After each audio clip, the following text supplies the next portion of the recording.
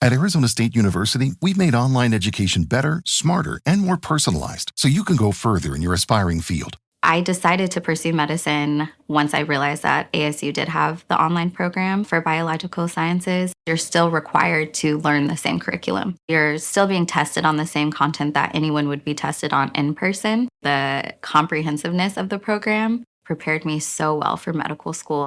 Explore over 300 programs at asuonline.asu.edu.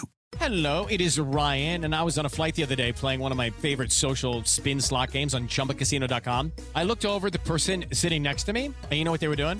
They were also playing Chumba Casino. Everybody's loving having fun with it. Chumba Casino is home to hundreds of casino-style games that you can play for free anytime, anywhere. So sign up now at ChumbaCasino.com to claim your free welcome bonus. That's ChumbaCasino.com and live the Chumba life. Sponsored by Chumba Casino. No purchase necessary. VGW Group. Void where prohibited by law. 21 plus. Terms and conditions apply.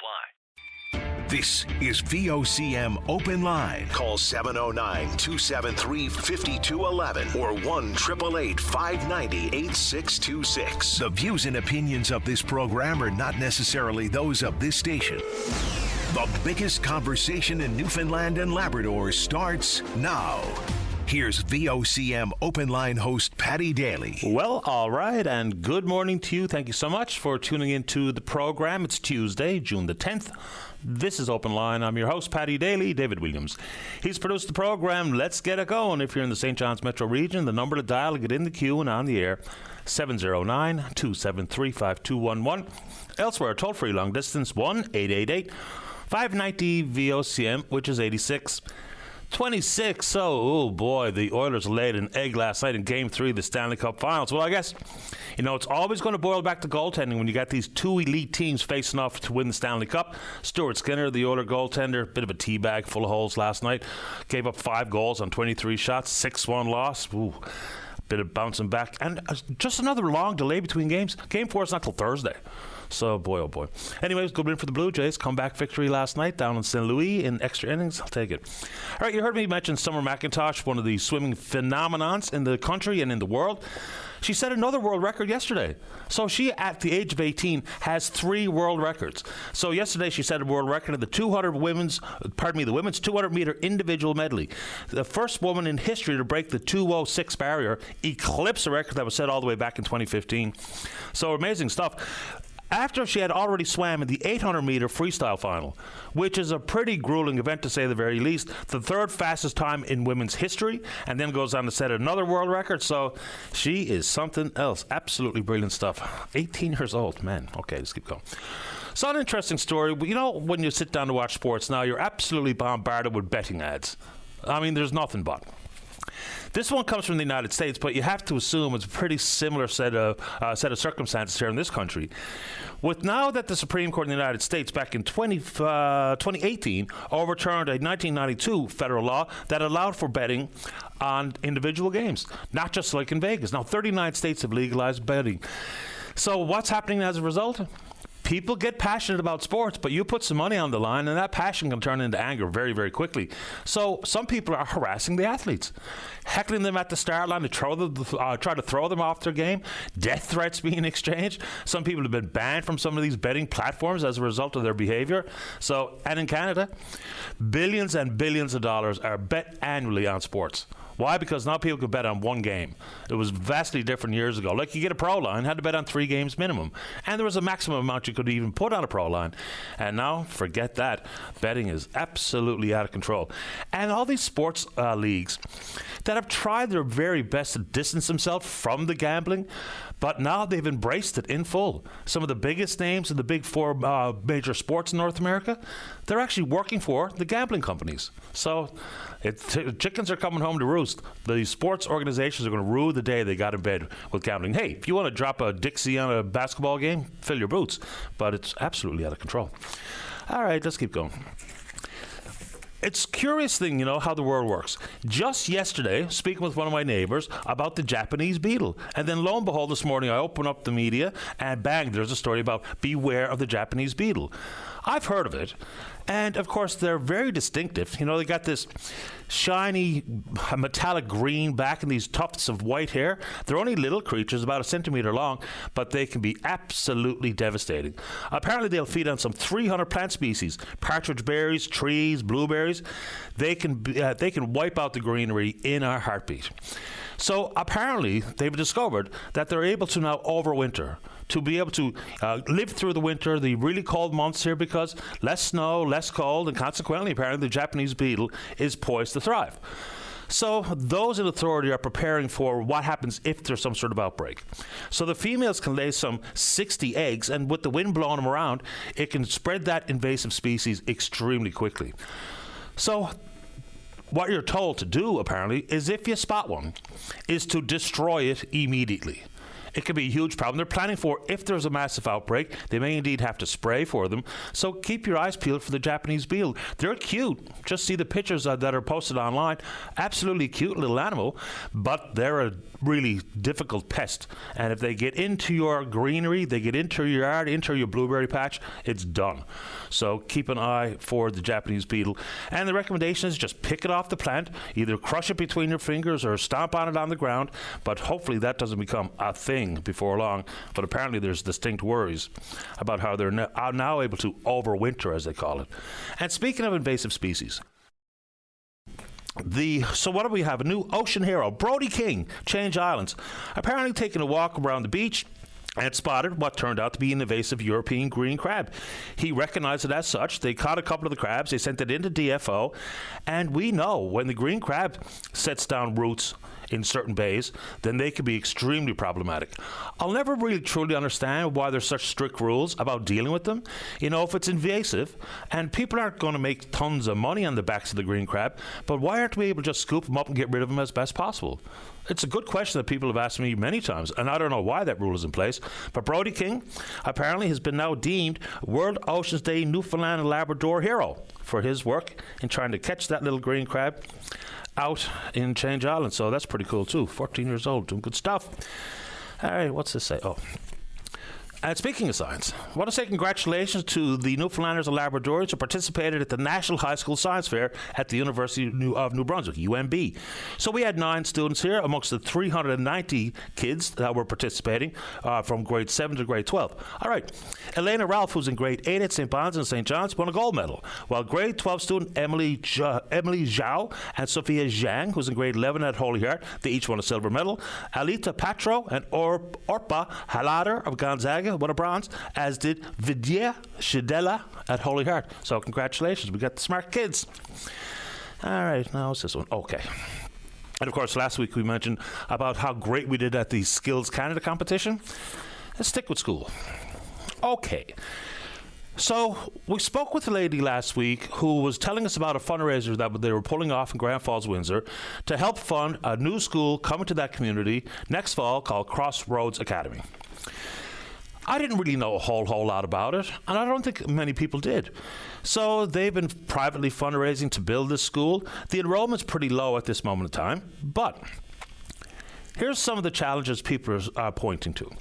Now, if people want to instill a certain set of morals and values with their own children, based on whether it be their Catholic leanings or their Christian faith or whatever the case may be, absolutely. You do what you think is best for your family. School, it's a different conversation.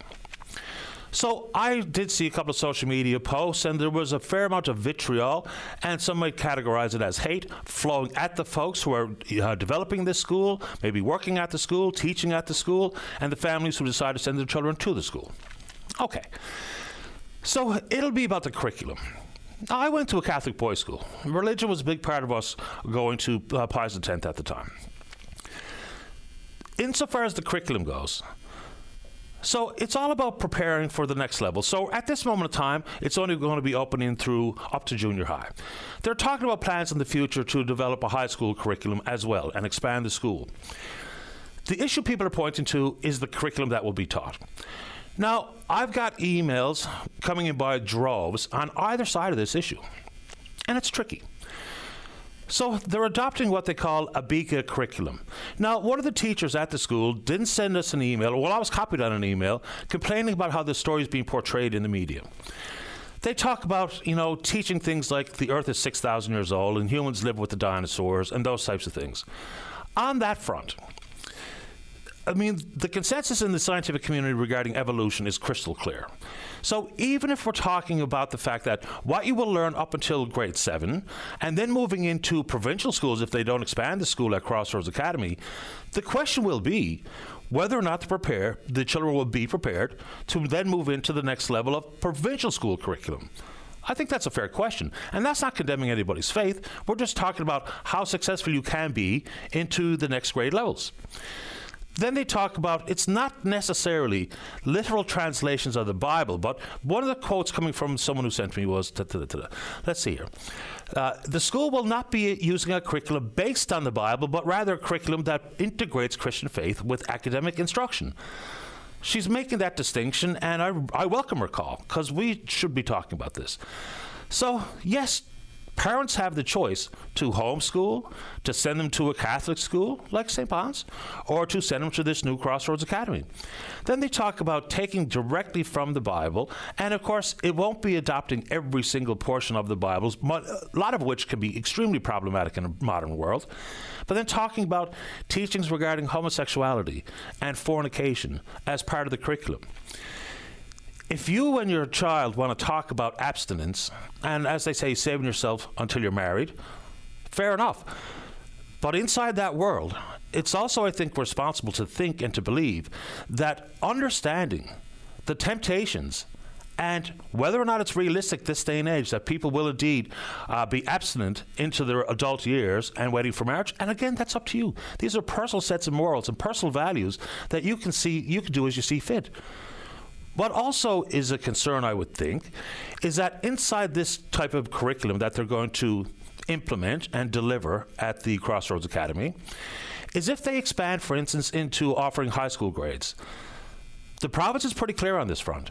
Unless the students go through the provincially approved school curriculum, they will not get a diploma. So while people may indeed be quick to fly off the handle with hateful messaging, I'm choosing to ask some questions.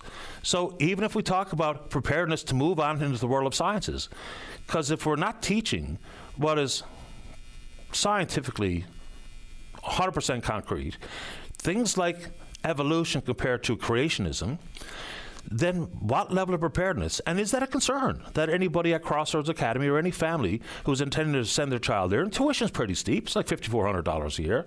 So will they be prepared to then move off into the provincial school curriculum delivered wherever, at Crossroads and or other schools in the area?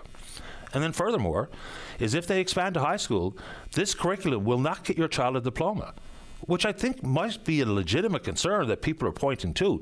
Now, decisions you make in your own home, that's up to you. And I'm not in the business of going after families that make these types of choices. My concern would be about preparedness, because we already have massive struggles in our K-12 system with positive, successful academic outcomes. Will this further complicate it for families who choose to go to Crossroads? If they want to talk about it, you're more than welcome. If one of the teachers, I'll leave her name out of it, even though she signed her name directly to the email, I was only copied on it. And again, was simply complaining about how the media is covering it. But I think it's worthy of further conversation. Can you be prepared for sciences in junior high if you're not familiar with the roots that will be pertaining to chemistry, to biology, to physics, even to mathematics? Apparently the curriculum there in the BICA system is vastly different than the curriculum being offered in the provincial schools.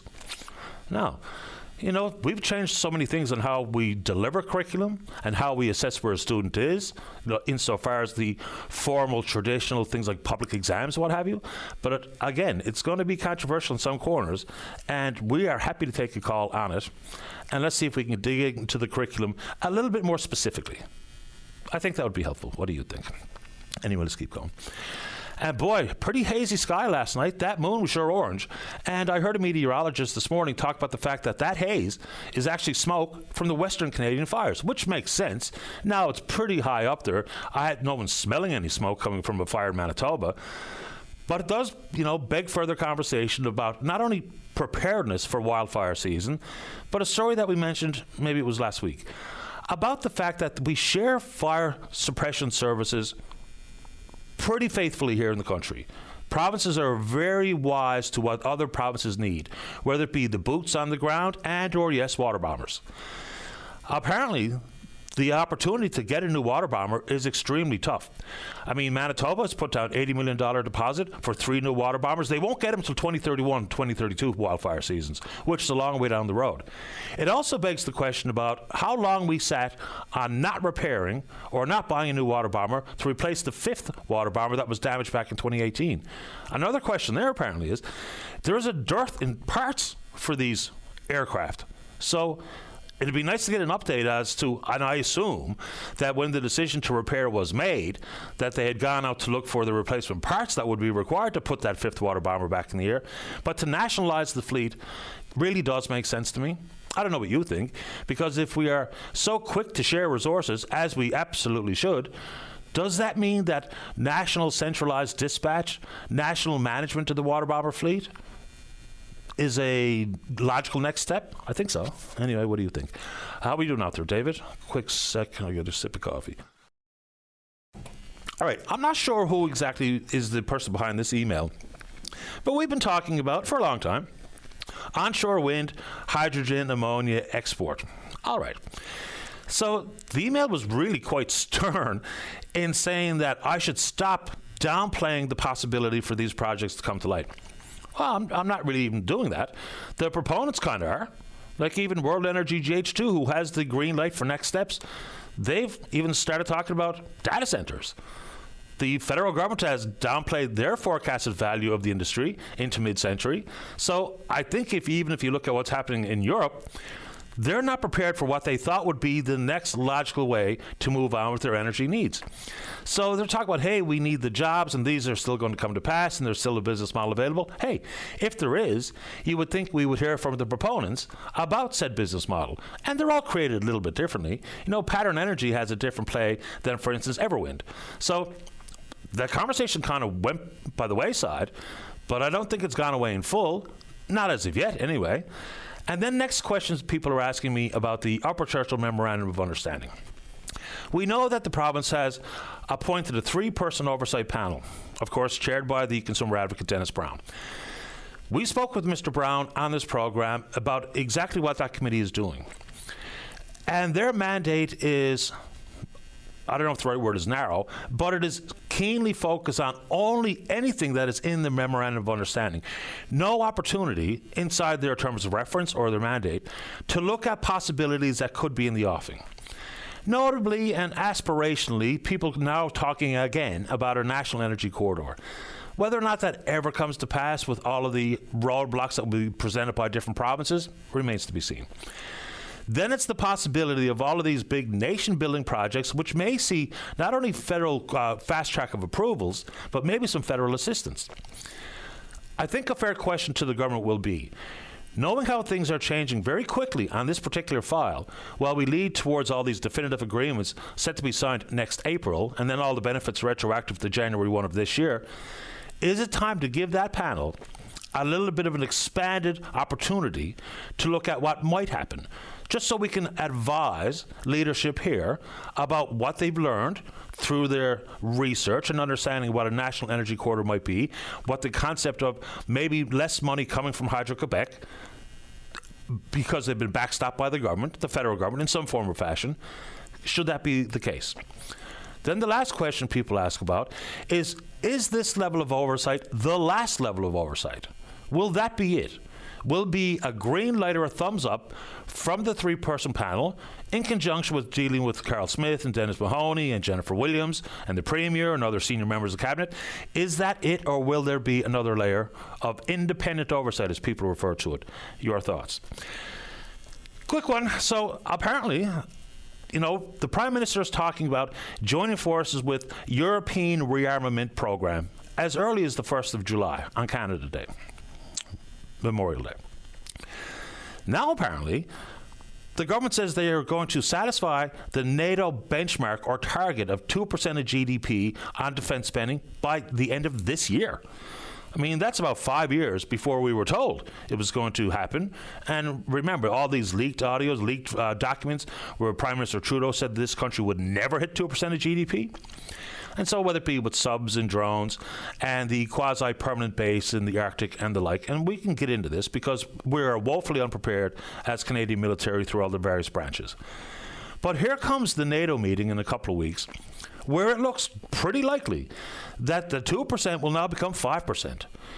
Look, spending appropriately on the military to ensure the men and women have the equipment they need and that we are prepared, whether it be for Arctic sovereignty or to be deployed wherever in this world, I understand that. But 5%, we're talking about quadrupling defense spending as to where we are today. That sounds like an awful lot. And if this is simply to placate the Americans, then I don't really understand why everyone would just sit back and take it with a grain of salt and to go ahead and spend that kind of money, because unless you have targeted needs that will be addressed by spending for the sake of an arbitrary number plucked out of thin air doesn't sound like very good business to me. Doesn't sound like very solid policy to me. So if we backfill the needs, that's one thing. Just spending because we're told we have to, and maybe with no actual desired outcome, purpose-driven spend, I'm not so sure. We're on Twitter. We're VOCM Open Line. You can follow us there. Email address is openline@vocm.com. When we come back, let's have a great show. That only happens when you join us live on the program to talk about whatever's on your mind. Don't go away. Welcome back to the show. Let's begin on line number 2. Good morning, Patrick. You're on the air. Oh, right off the bat, Patty. Hope you're doing well today. I'm going to let you lead this if you're familiar with. There are new the rules for driving in Canada, a number of different ones, change as of July 1st. Are you familiar with this? No, what's coming?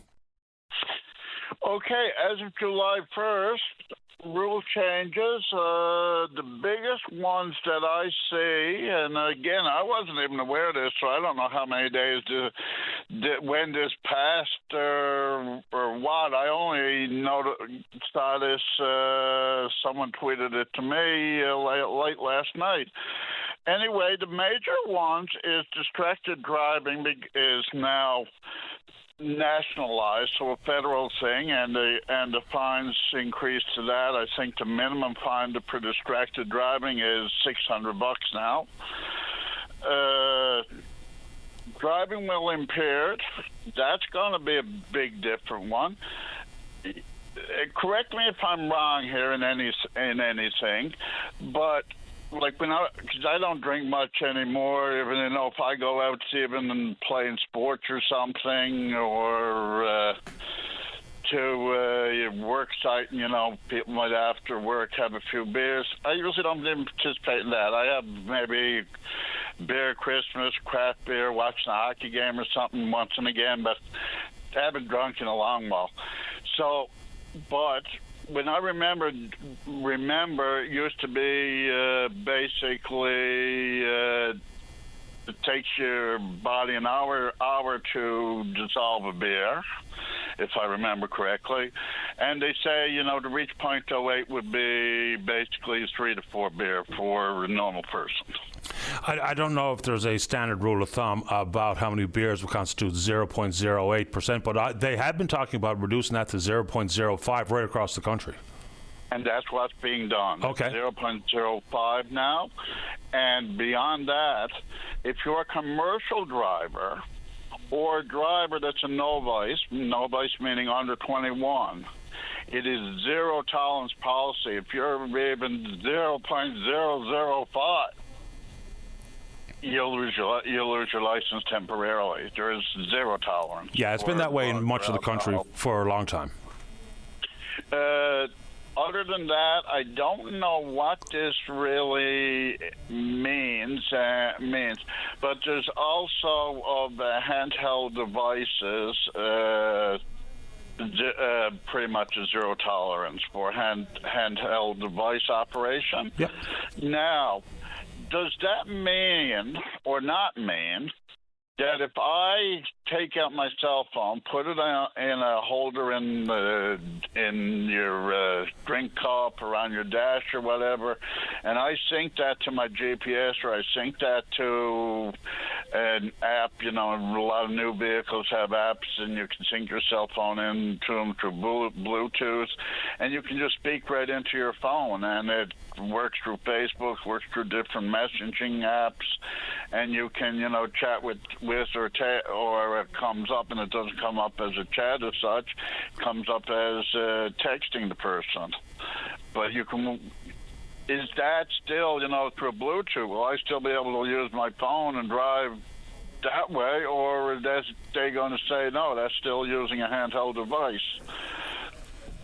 Are you familiar with what that rule is going to mean, no handheld devices?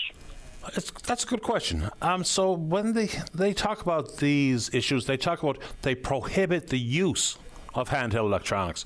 So, that's a really interesting question I never thought of, because, my GPS is built into the car, so I don't need my phone to do it. But many people, of course, do use their phone for exactly that if they have a little bit of an older model car. So I don't know the answer to that question. Now, it's really hard to determine if I'm law enforcement and I see you driving past me and you don't have anything in your hand and your eyes are looking straight ahead and you got two hands on the wheel. It's hard to discern that you might be using your phone for a GPS purposes or whatever the case may be. Same thing with telephone.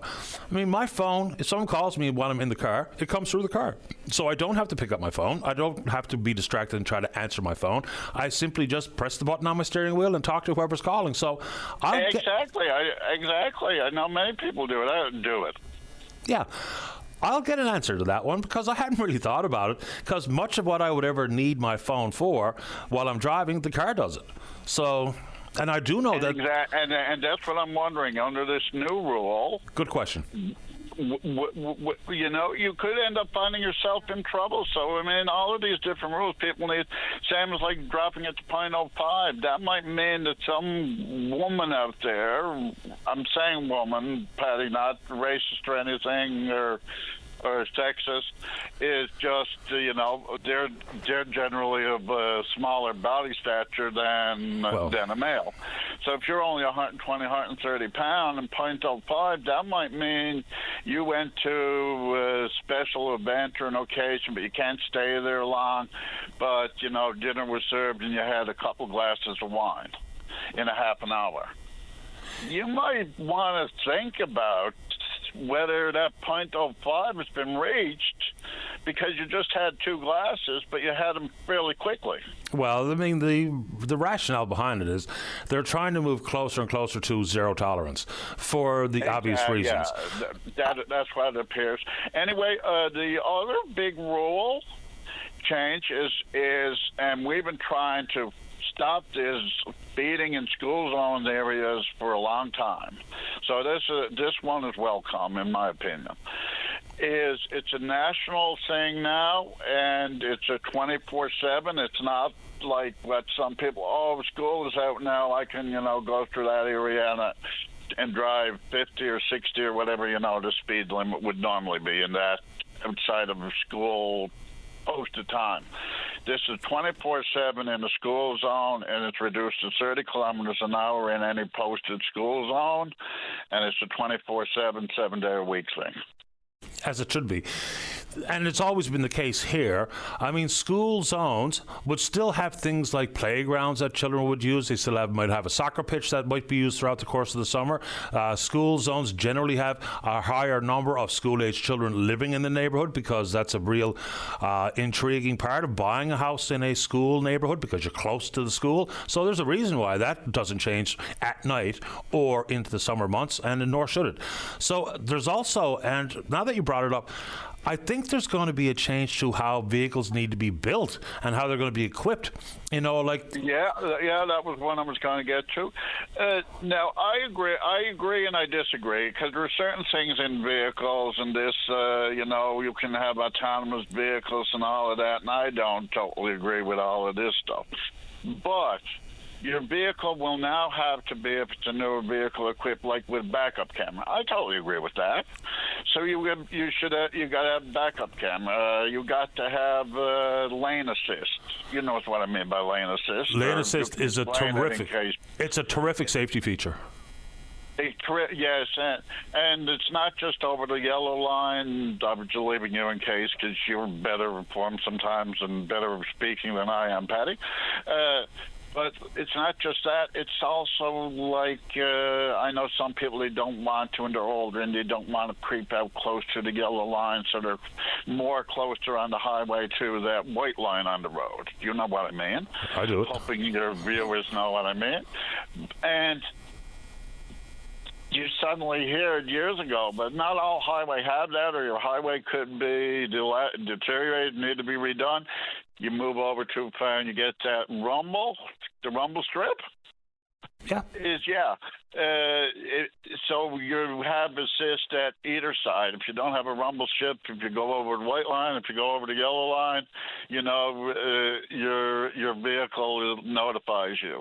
So yes, there's assist, backup cameras, different things, emergency braking, so your vehicle has a camera, I would guess, a front camera in your vehicle, and if it detects something suddenly run out in front of you, you know, and you don't react fast enough, you didn't see it, but the vehicle camera sees it, you know, it presses the brake for you.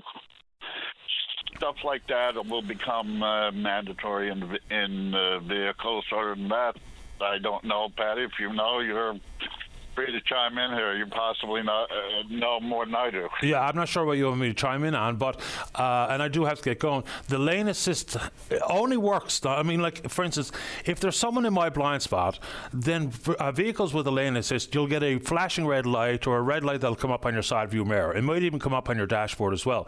But, like, for instance, if you put your indicator on, which not everybody uses the indicator, it's foreign to many people. If you put your indicator on and there's someone in your blind spot, you'll actually get a buzz and a beep, and some vehicles will actually jolt you back into your own lane, so you won't go out and, you know, get in front of someone who's, whether you're trying to merge onto the outer ring road or what have you. I haven't had the privilege of using of a vehicle yet with that feature, Patty. It's excellent. I've been in vehicles with that feature, but I haven't personally myself encountered it. But it sounds like a very, very good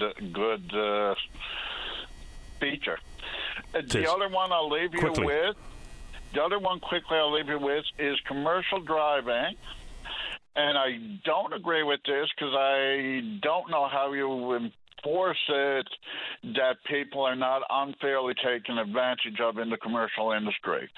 But it's going to mean that all commercial vehicles have to be equipped with a tracking device and some other computer equipment which monitors how far and the vehicle is driven, so, you know, basically making sure that drivers are complying with not exceeding how many hours they're allowed on the road, and you know, in a period.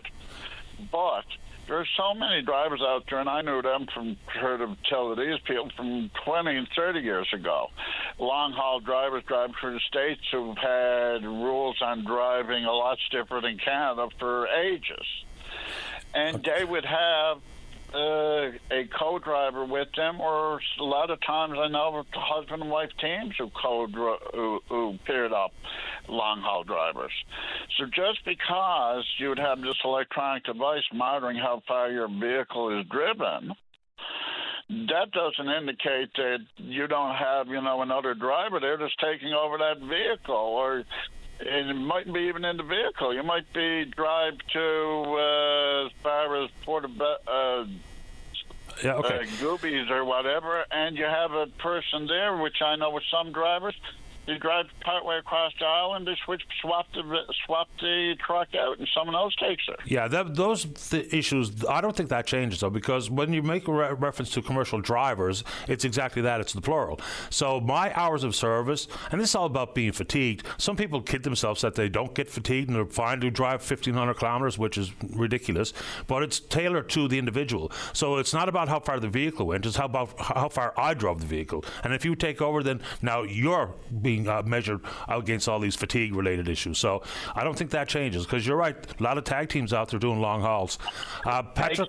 Exactly. That don't change, but what I'm saying is if you put electronic monitor in the vehicle, it's electronic monitoring the vehicle. It's not electronic monitoring the individual. That's what the rules are. The rules apply to the individual, not to the truck. Right? Because, I mean, if I drove my truck to Port aux Basques and I just drop a trailer, then someone else picks up that trailer, so that trailer could see a dozen drivers before it makes it to New Mexico. So it'll always be about the individual, not about the truck. And I've got friends in the trucking business who can set me straight if we're wrong. But Patrick, I'm late for the break, but I appreciate you doing this morning. Thank you. Okay, thank you, Patty. All the best. All right, bye-bye. All right, let's take a break. Don't go away. Ryan Seacrest here. When you have a busy schedule, it's important to maximize your downtime. One of the best ways to do that is by going to ChumbaCasino.com. Chumba Casino has all your favorite social casino games like spin slots, bingo, and solitaire that you can play for free for a chance to redeem some serious prizes. So hop on to ChumbaCasino.com now and live the Chumba life. Sponsored by Chumba Casino. No purchase necessary. VGW Group. Void where prohibited by law. 21 plus. Terms and conditions apply. Welcome back to the show. Let's go to line number 5. Good morning, Rob Strong. You're on the air.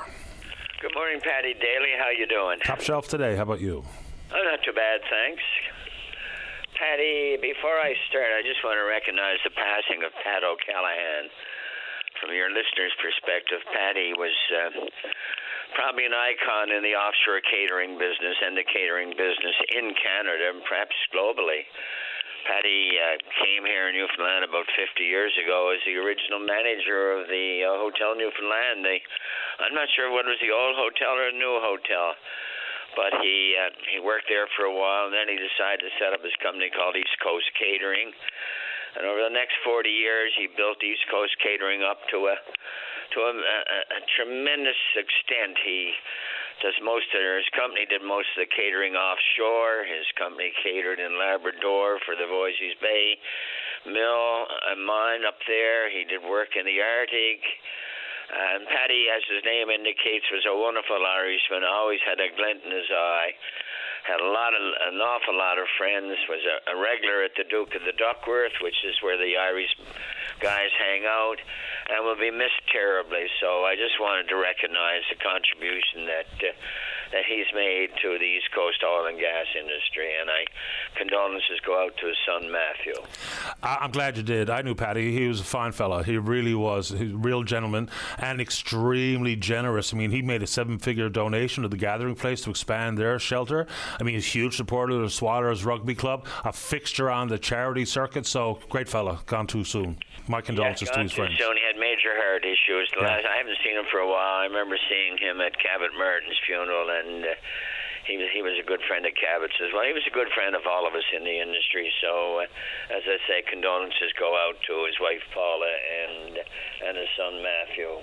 He's an icon, as I say, in the catering business and the business community as well. I do know about the $2 million he gave to the Gathering Place, so that was typical of the types of things that Patty was known for. Anyway, Patty, I thought I'd talk to you and I talked very briefly about the conference, the offshore conference last week, the Energy NL conference, and some of the more significant papers that were given, and several stand out in my mind. But I think the one that stands out mostly is the paper given by Carrie Moreland, who was president of ExxonMobil Canada, when she talked about the extra 25 million barrels in Hibernia and an extra 50 million barrels in Hebron, meaning that's what they found. And the startling or the revolutionary thing about the Hibernia is that they drilled a well from the Hibernia platform 6.2 kilometers away to tap in a reservoir. Imagine that. And as Carrie said in her publication, it's like standing at the Delta Hotel or the Convention Center and drilling from there over to Cape Spear. So it just goes to show you the enhanced technology that the industry is employing these days. And as I say, anytime you add 75 million barrels of oil to any platform or any two platforms. It's pretty significant, and it attests to the not only the skill of the drilling crew, which are all Newfoundlanders, but it also attests to the longevity of platforms like Hibernia and Hebron. The talk around the conference last week was that it was conceivable that Hibernia will still be producing in 2050. And that's amazing because it's been producing now for 27 years, I think, something along those lines. And they did an upgrade a couple of years ago, and I thought it was going to 2040. So, bright future, lots of oil in the Jeanne d'Arc Basin, as Kerry Moreland said. And so, fingers crossed that with the enhanced technology, they can find more and more. So that was number one in my mind. There was, probably 20 papers given. Second paper that I enjoyed was, I always enjoyed Jim Keating. Jim is the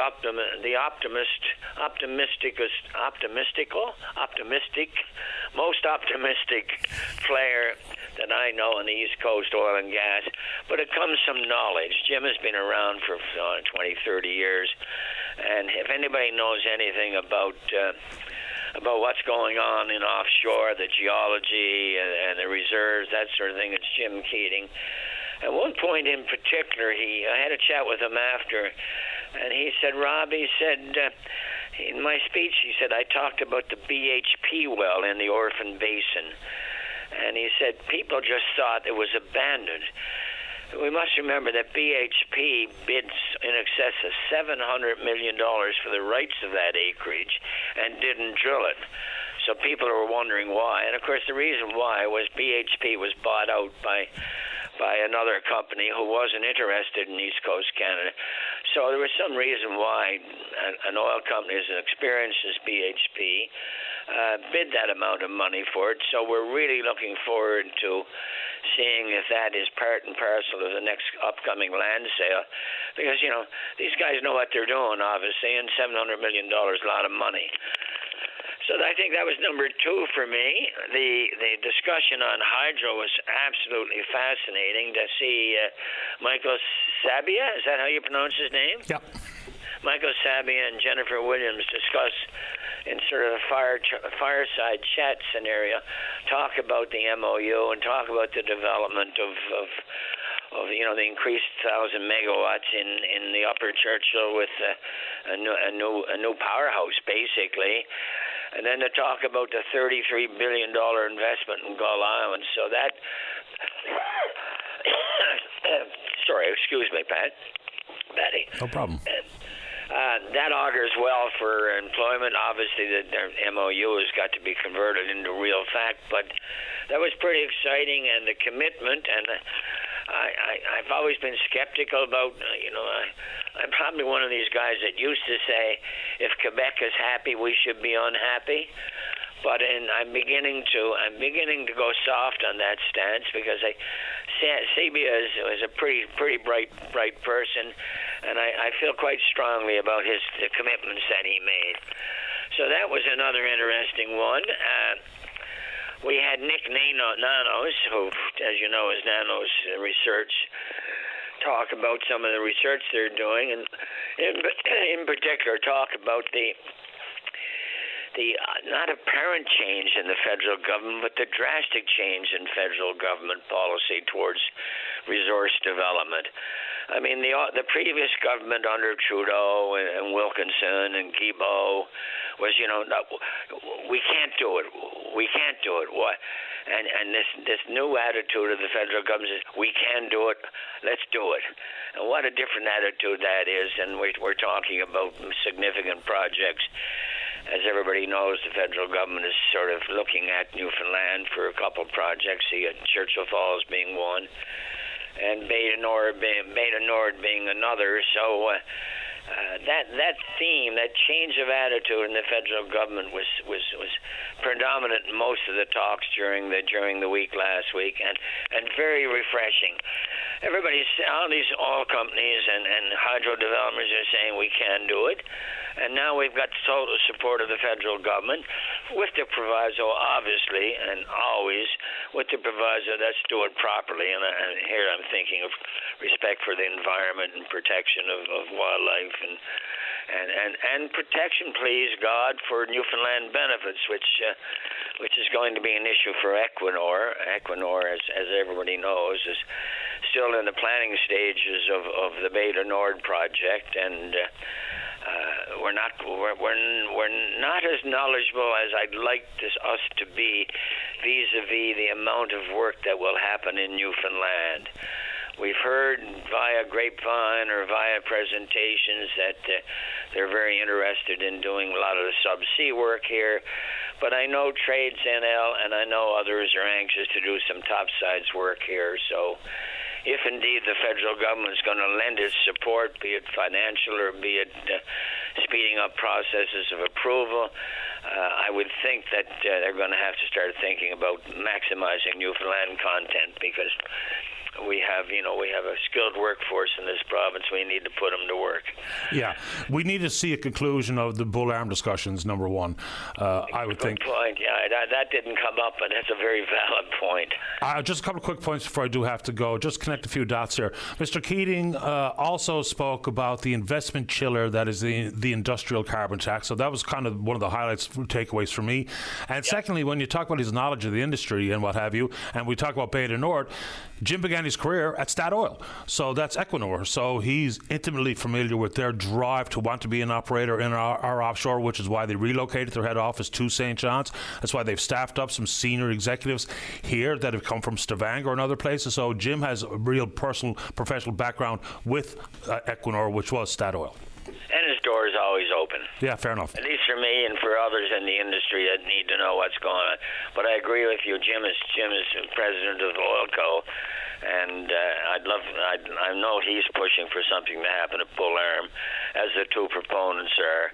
The final one I would comment on just briefly is Newfoundland Refining acquisition of the refinery in France, 235,000 barrels of oil a day, and how it ties in nicely with their proposal for the development of hydrogen. They basically are a little bit different than the other proponents, for the wind proponents, in so much as they're interested in shipping hydrogen to the refinery as a feedstock to keep the refinery going, and then maybe taking Fiddy's product back to Newfoundland to service their 200 service stations. So it's anytime you can get a backhaul, and your trucking community would know that, you hate to come back empty. So this looks like an innovative way to economically develop both the refinery or further develop refinery. It's an Exxon-owned refinery, and they're paying about $800 million for it.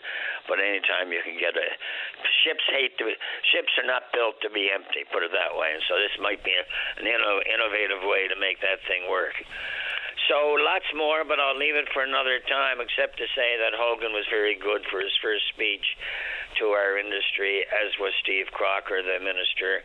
And finally, boy, do I miss Andrew Parsons. He was a minister that was superb, approachable, knowledgeable, very interested in what was going on in the community, and always found time to show up at Energy NL events. And again, for one-on-ones, Andrew was A1. Appreciate the time. Sorry to take all your time, but I'm still pretty excited over what I think was a very positive week last week. Good to have you on, Rob. Thanks for doing it. Okay, Pat. Take all the care. best. You too. Bye-bye. Bye-bye. All right, let's take a break. Don't go away. Welcome back to the show. Let's go to line one. Rod, you're on the air. Good morning, Patty, and thanks for taking my call. No problem. Patty, it's Rod Liver calling, and I'm calling about a close friend of mine and a well-known and respected Newfoundland artist, Clarence Osmond, who passed away late last year in his 90th year. Over his lifetime, Clarence had donated hundreds and hundreds of his paintings to various charities, including the one that I raised money for, the neonatal unit in Cornerbrook, in memory of my daughter, Doreen, who passed away 30 years ago. Clarence continued to do this right up until his passing. Just several weeks before his passing, he completed his last painting, and it's of ships sailing, and it's called Catch the Wind. And Clarence's son, Darren, has made this available to Bartlett Auctions here in in St. John's, with 100% of the proceeds going to the Western Memorial Regional Hospital Foundation. It's a beautiful painting. It's 24 by 36. And, if people want to have a look at it, make a bid. It's, again, at Bartlett Auctions, and they're located in on Water Street in the court building there, Atlantic Place. It's easy to find them online, just at bartlettauctions.com. I was checking this morning, and there's no reserve. It starts at $5 for this painting, and again, with 100% of the proceeds going to the Western Memorial Regional Hospital Foundation. Are you still there? Yes, sorry. Yeah, and good on Clarence. I'm familiar with him. A good friend of mine has a Clarence Osmond on the wall in the living room with splitting fish. It's a beautiful piece. Oh, Clarence's work is amazing. In fact, 30 years ago, I first met Clarence when I decided to quit drinking for Lent. So I needed something to do. So I took Clarence's painting classes. And it was something I never knew I had an ability to do, and Clarence, brought me a long way with that. And I must say I enjoyed my time painting, and still do. And my friendship with Clarence and his family blossomed. I mean, an incredible individual who always thought about everybody else and gave freely of his time and his work. So again, if anybody'd like to have a look at this, please go to bartlettauctions.com. And it's in the fine art auctions. There's several auctions on the go right now. It's easy to find. It's in the fine art auction, and have a look. And I think you'll be pleasantly surprised. You can search for Clarence's name in a search bar there. It'll bring you right to the actual painting itself. Patty, once again, thank you, and VOCM for always allowing me to do this. Happy to do it, Rod. Appreciate you telling us about it. Thank you. Thanks so much, buddy. You have a good day. Same to you, Rod. All the best. Bye-bye. Bye-bye. If you're not familiar with Clarence Osmond's work, there's plenty of images available online, I would suggest. And that piece, Splitting Fish, on my buddy's wall, it really is an eye-catcher. Let's take a break. When we come back, we're talking geology. Fantastic. Don't go away. Step into the world of power, loyalty, and luck. I'm going to make him an offer he can't refuse. With family, cannolis, and spins mean everything. Now, you want to get mixed up in the family business. Introducing The Godfather at ChumbaCasino.com. Test your luck in the shadowy world of The Godfather slot. Someday, I will call upon you to do a service for me. Play The Godfather now at ChumbaCasino.com. Welcome to the family. No purchase necessary. VGW Group. Void where prohibited by law. 21 plus. Terms and conditions apply. Welcome back to the program. Let's go to line number 5. Say good morning to Dr. Stephen Piercy. He's a Memorial University geologist in the Department of Earth Sciences and joins us on line number 5. Dr. Piercy, you're on the air. Hi, good morning. Good morning to you. Welcome to the program. Thanks for having me. So you've secured a pretty significant grant of over $718,000 to look at studying the deposits in Newfoundland and Labrador. We're talking about essential metals, clean energy, and advance of technology. What are you working on?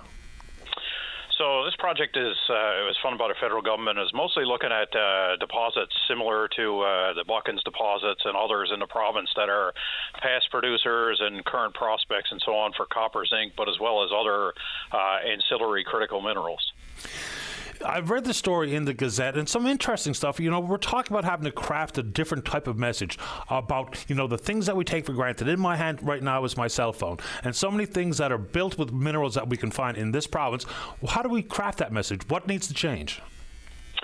I think one of the things that is a big challenge is that we go through our lives assuming that all the technology around us and the progress that we have and the instrumentation that are part of daily lives, from the utensils we use in the morning at our tables to the cars we drive, to the bikes we ride, to the phones, and even things like, the cloud.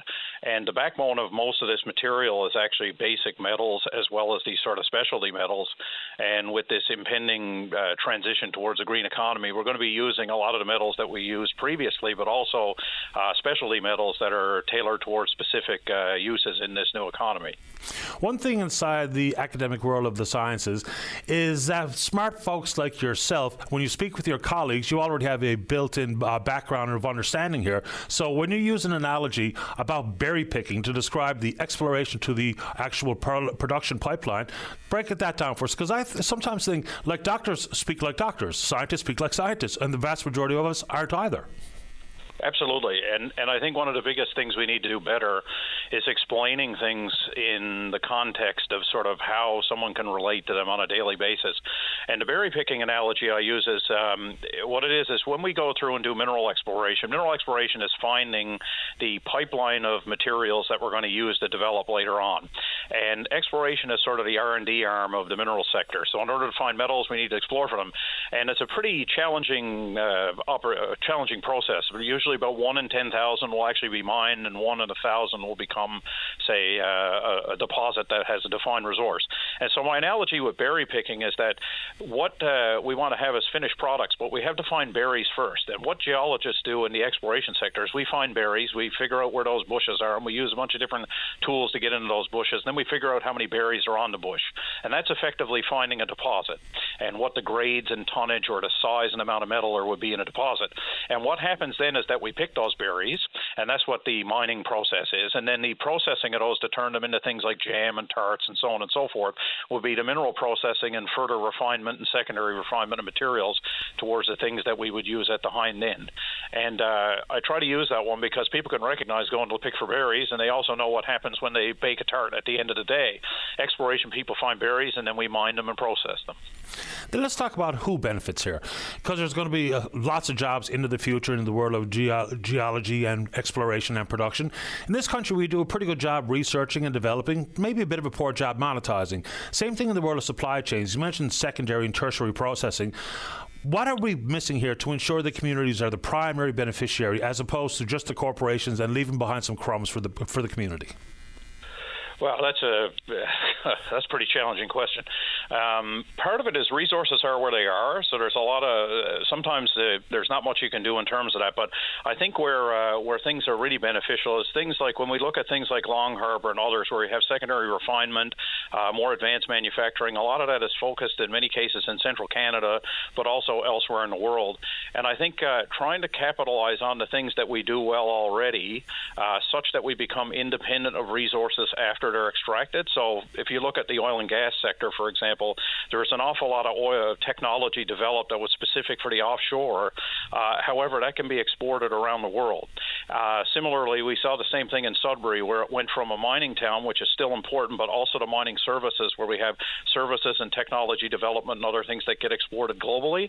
And I think where we can really benefit is starting to think about what we can do that nobody else can do, these niche areas in terms of technology development and so on and so forth related to mining, and then exporting these beyond, and then also having a knowledge base and talent that we can use when the resources eventually are exhausted.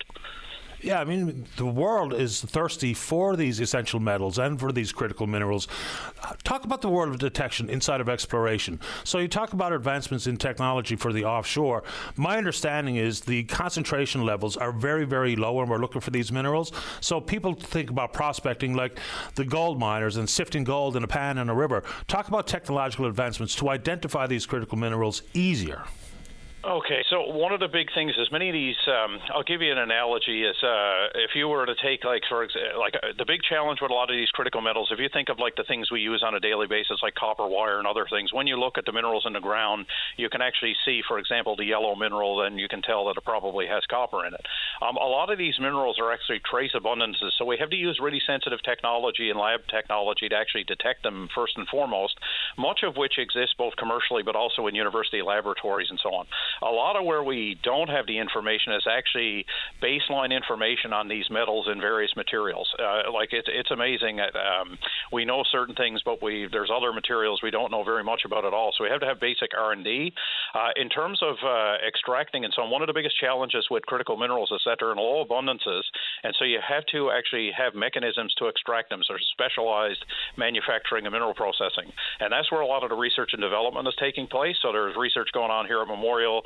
There's been major investments in other places in Canada, for example, in Saskatchewan for rare earth elements.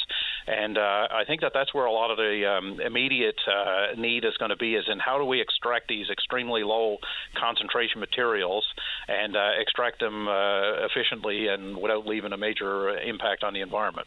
So does that still allow for a marriage between conventional methods and these advancements into the future?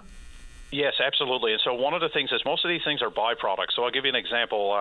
Rio Tinto, who owns the materials in Western Labrador, the iron ore deposits in Western Labrador, they have a mine in Utah that it's predominantly a molybdenum and copper mine. And what they recently did was they put in a circuit for tellurium, and tellurium is used in things like aircraft engines and so on and so forth. So a lot of companies, what they're doing is that these metals are byproducts and what they're doing is creating processing technology to add on to existing resources and so on. So, for example, in Voisey's Bay, they mine copper and nickel, but they also mine cobalt, and cobalt will be one of the byproduct elements. And this is probably going to become much more common in a lot of conventional mining. So you'll have a conventional stream where we have well-established processing methods coupled with more like custom milling and so on that are tailored towards specific elements that will be ancillary to that. There's one of the paragraphs in the article in the Gazette talks about exploring how these critical minerals become enriched in Vulcan something. Describe that and what should we understand there? So what it is our main focus is focused on really three things. So there's one thing, sometimes there's certain pieces of real estate on the planet and certain volcanic rocks that are enriched in these metals. And one of our questions is how do we identify that? The second part is there's certain places in the world where we see it, and why are some places enriched and not others? And then the third thing is sometimes when we squeeze these things, I'll give you, you can squeeze different minerals during plate tectonic processes. And what will happen is they will actually form new minerals during this process, and oftentimes these critical mineral rich these new minerals are enriched in these critical minerals, making them easier to process. And so our focus in this research is really on how do we identify the real estate globally, how do we identify processes that lead to these enrichments. Is that similar to, for instance, how a diamond would form? Somewhat. So diamonds are formed from heat and pressure in specific conditions. And similarly, a lot of deposits form under specific pressure and temperature conditions in the planet. And many of these sort of critical minerals and so on are associated with specific conditions. And part of our research is really identifying what are the sweet spots in terms of how do these things form on the Earth and how do we identify that. So is this work going to be conducted simply in this province or elsewhere in the country or the world? Where are you working? So there's a significant focus. There's a number of different areas. I have a project that is parallel in conjunction with this in British Columbia, looking at similar processes there. A lot of focus is going to be here in Newfoundland and Labrador. For example, I just got back from a field trip to Buckens and Pilley's Island and Springdale and others. So those kind of areas, we have students in the Bay of Spare area. So a lot of focus in Newfoundland and Labrador as well as British Columbia. And we have collaborations ongoing with other partners on this project in Saskatchewan, Ontario, as well as in the UK and Ireland. It's good to have you on the show, Dr. Piercy. Anything we're missing that you'd like to add before we say goodbye? I think my main message would be think about where your things come from and who provides those for you, because it's supply chains and so on and so forth are going to be important, and keep that in mind whenever we use the things we do on a daily basis. Yeah, not everyone might want an electric vehicle in the future, but we're all going to want semiconductors, smartphones, and other things that we just go to the store and buy them, not really think about where they came from, who produced it, and who benefits from it. Absolutely. And our hope is that we're going to benefit from that here in our province as much as possible. Really appreciate your time, Dr. Piercy. Thank you, sir. Yep, thank you. Bye-bye. Bye-bye. That's geologist Dr. Stephen Piercy. Let's take a break. When we come back, Brian wants to talk about cyclists, and we're going to get, I guess, a tribute and some comments on the passing of Gary Gazine. 35 years on the town council over on Bell Island, and of course 29 of those as mayor. Former Mayor Ambrose Rose in the queue, and then we're going up to Labrador, talk about mining and the MOU with the the Lab West MHA. That's Jordan Brown. Don't go away. Welcome back to the show. Let's go to line 2. Brian, you're on the air. Good morning, Paddy Daly, and how are you this morning, sir? I'm doing well, thank you. How about you? Oh, number one. Paddy, you were talking to a gentleman yesterday about cycling. Mm-hmm. And he was supposed to send you something. Did he send it to you? He did, yeah. Any chance of you getting that posted up on the website, the OCM website? Sure. I don't have any actual authority in this building for that, but I will pass it along to them, no problem. Yep, because I called you a year ago this month, about being forced off the road here in Conception Bay South, Seal Cove, by a school bus driver. I remember the call. Yeah, and I called the RNC, and they asked me if I was hurt. I told them no, and they asked me if my bike was damaged or anything. I said no, and the RNC officer told me there was nothing he could do about it. Yeah, and I can't speak for the RNC's willingness or lack thereof to take that on, but I can 100% pass along the information that they sent me to the newsroom. Happy to do it. Yeah, well, I like to have it because I ride a bike a lot on the trail and on the roads, and I have just as much right as the cars to be on the roads. You do. And the cars got to realize that, you know, we're not taking up the hell of a lot of room, but they got to give us room to ride our bike, because a lot of the roads are falling down, you know, sinkholes and all that. There was one out here in CBS here the other day. And the manholes, you know, the curb and gutter, you know, if your bike tire goes into that little grate, you don't know where you're going to end up to. Absolutely. It's pretty treacherous out there, no doubt about that. So I'm just finding the piece that they sent me. I will zip this over to the newsroom during the upcoming break. Happy to do it. Yeah. Yeah, well, that'll be good, because, you know, we do have the right to be on the roads. You know, some cars do move over, but a lot of them, buddy, they don't want to move over. Yeah, and that's always going to be the case. It was interesting in the email that someone sent me about the number of bike collisions. The fact of the matter is we are way above the national average, and the final sentence in it, was I'll just paraphrases, this is not necessarily about the ignorance, no understanding the laws, it's about the hostility that the motoring public has for cyclists. So that's how that email was summed up, and probably not wrong in some corners. No, you better believe it. I mean, if you come out here on CBS, I mean, I'd go on the trail or on the roads with you any day at all. And, buddy, you wouldn't believe the people that just so rude. They're pigs that don't want to give you that extra room. You know, I mean, we're not taking up that much room. And, I mean, if there is traffic coming, wait until that traffic goes by. You don't need to be in a big rush, you know. They want people to get out and cycle, get out and get the fresh air and get exercises and all that. But, I mean, you know, we should be allowed to be able to ride our bikes on the roadways and the trails in safe order. Absolutely, Brian. I appreciate your time this morning. And for the motoring public, one more, I guess I'll call it friendly or gentle reminder. The last thing you want to do is to find yourself looking down at a cyclist that you just struck and hurt with your car or your vehicle. So let's be mindful that we are sharing the roadway. Whether or not you like it is irrelevant. That's the fact of the matter. We're sharing the roadway, so do exactly that. And I mean, you know, take it there the other day. We had a little 6-year-old. Yeah. And I mean, the driver wasn't at fault, apparently, but still, you know, we got to watch out. Yes, sir. That story had me rattled last week, I have to say, and I guess it hasn't gone away. Yeah, and I mean, all it takes is for the cyclist to turn his wheel the wrong way, and I mean, be no trouble to have an accident. Yeah. You're right. But anyway, Paddy, thank you kindly, and I'll keep an eye out for it. I appreciate your time. Thank you, Brian. Have a good day. You too, sir. Bye-bye. Bye-bye.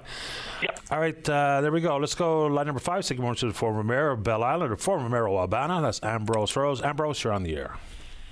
Hello, Paddy. How are you today? Great today. How about you? Not too bad, sir. Just a couple things I would talk about, just to give me condolence to the Gazelle family for the path of Gary. I worked in council with Mike. You know, we had to go council up there years ago, and said she know he was just big man from Belle Isle. I really liked Gary. I knew him so much. You know, I dealt with Gary many, many times over the years, and I had a soft spot for Gary Gazine. I mean, the love he had for the community was as plain as the nose on your face. Oh, he was on top of everything. He will tell you the truth. He's on top of everything, and my condolences to the family, you know, for that. And the other thing I'd like to talk about is the dog gas still on Belle Isle. So that still drags on, hey? The new owner hasn't taken over operations yet? he still can't get no permit for it. Yeah. And I'm now, Gary was alive now. We'll have gas over one way or the other. Yeah, I don't know. I did send off a note to try to understand what the holdup is here, because, I mean, it's the only place to get a drop of gas, so now people have to take the ferry into the Cove and go wherever to get a bit of gas. And, of course, we got a pretty significant senior percentage of the population on Bell Island, which I think is around 2,000 people these days. So I'll go back to the well now, see if I can find out exactly what the holdup is.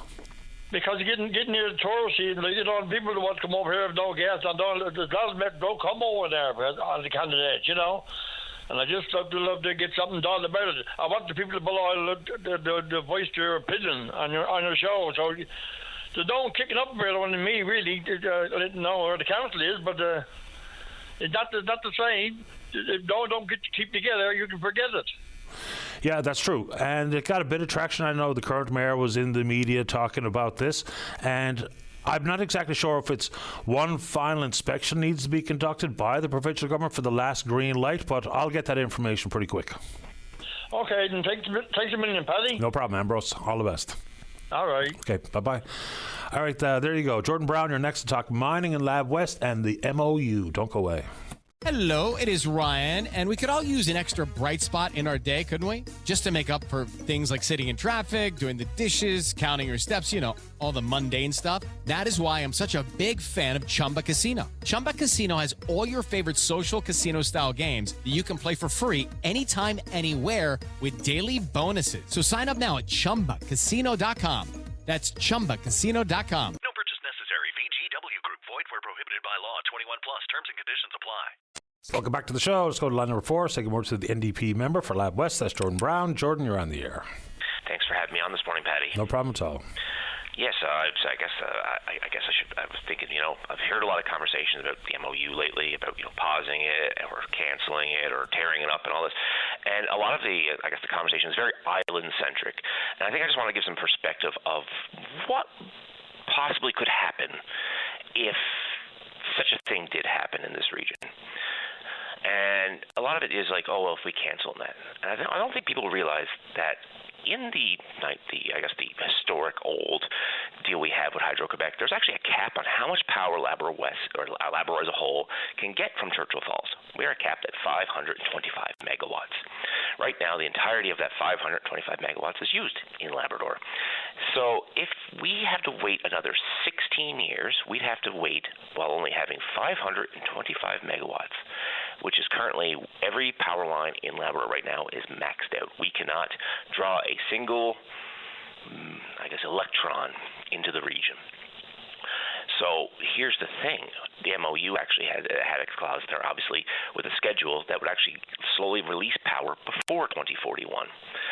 If that happens, well, obviously, if it doesn't happen, that means the Kami project's canceled.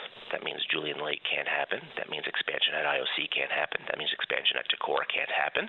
That means the businesses that are waiting out in the mine service businesses that are waiting for power, they'll all have to cancel their things because none of them are going to wait 16 years for more power.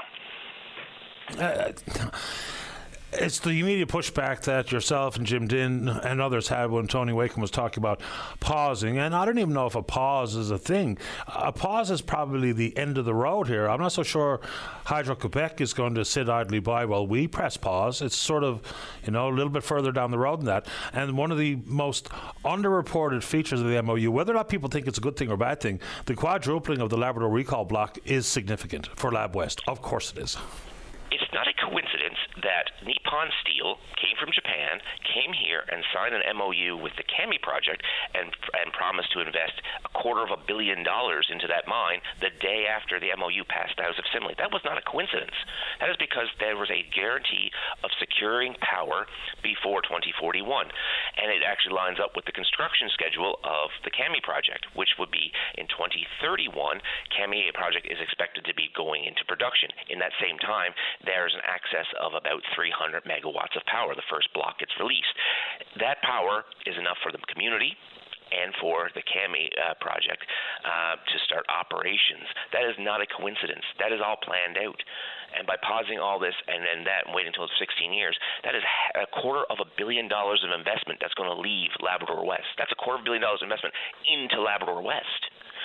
So this is where this island-centric, I guess, pundits are going about and not realizing the economic devastation that such a thing would happen. Because right now we're riding on this. We're hoping that right now that we can actually get power to this region. I've been asking for 6 years as an MHA to speed this along, to access more power for the region, because I got, Rio Tinto is wanting to expand. We got the Takora wants to expand. And it's interesting, you had a geologist on talking about byproducts and selling the byproducts from mining. Well, that's why we need power for Labrador West, because right now there's a byproduct in Takora, manganese, which is used in battery production. There's a giant deposit of manganese out there as a byproduct, but we can't do anything with it until we get more power to build a mill to mill it. So we can't, like I said, waiting 16 years and putting everything on hold, this whole region will dry up and disappear in 16 years, because who's going to stick around if there's a giant power plant that can't give you any more power, and there's a island-centric thinking out on the island, especially with the Progressive Conservative Party, where they're only focused on one part of the province. Guess what? All the investment's going to dry up and leave this region. The economic devastation would be unreal. Yeah, I understand. And we spoke to pretty early on when the MOU was signed. And what this does not mean, though, is that, I can't speak for you or Mr. Din or anyone else, but, the concept of independent oversight, all of these things can be done at the same time.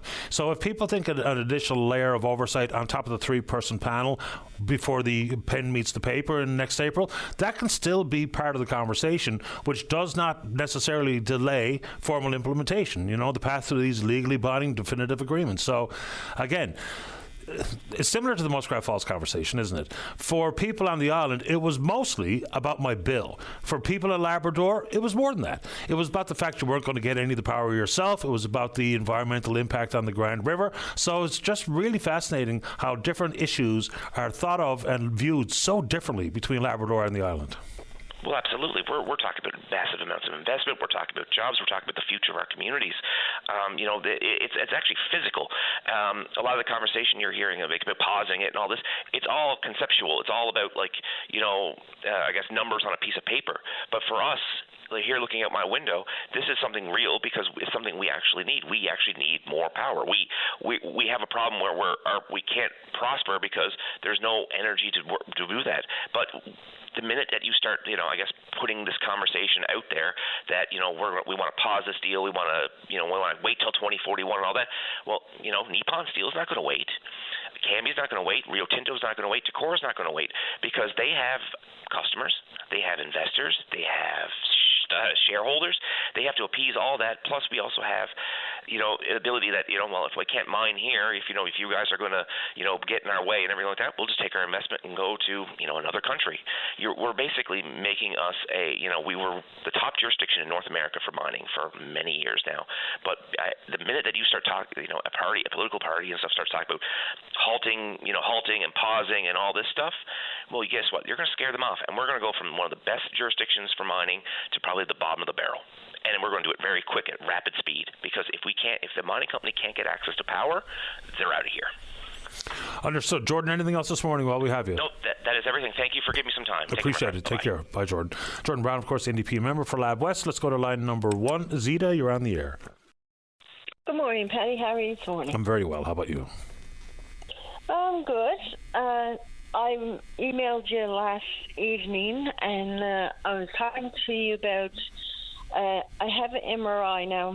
I have multiple sclerosis, so MRI to me is, I go in every now and then for MRI. That's just for part of the MS.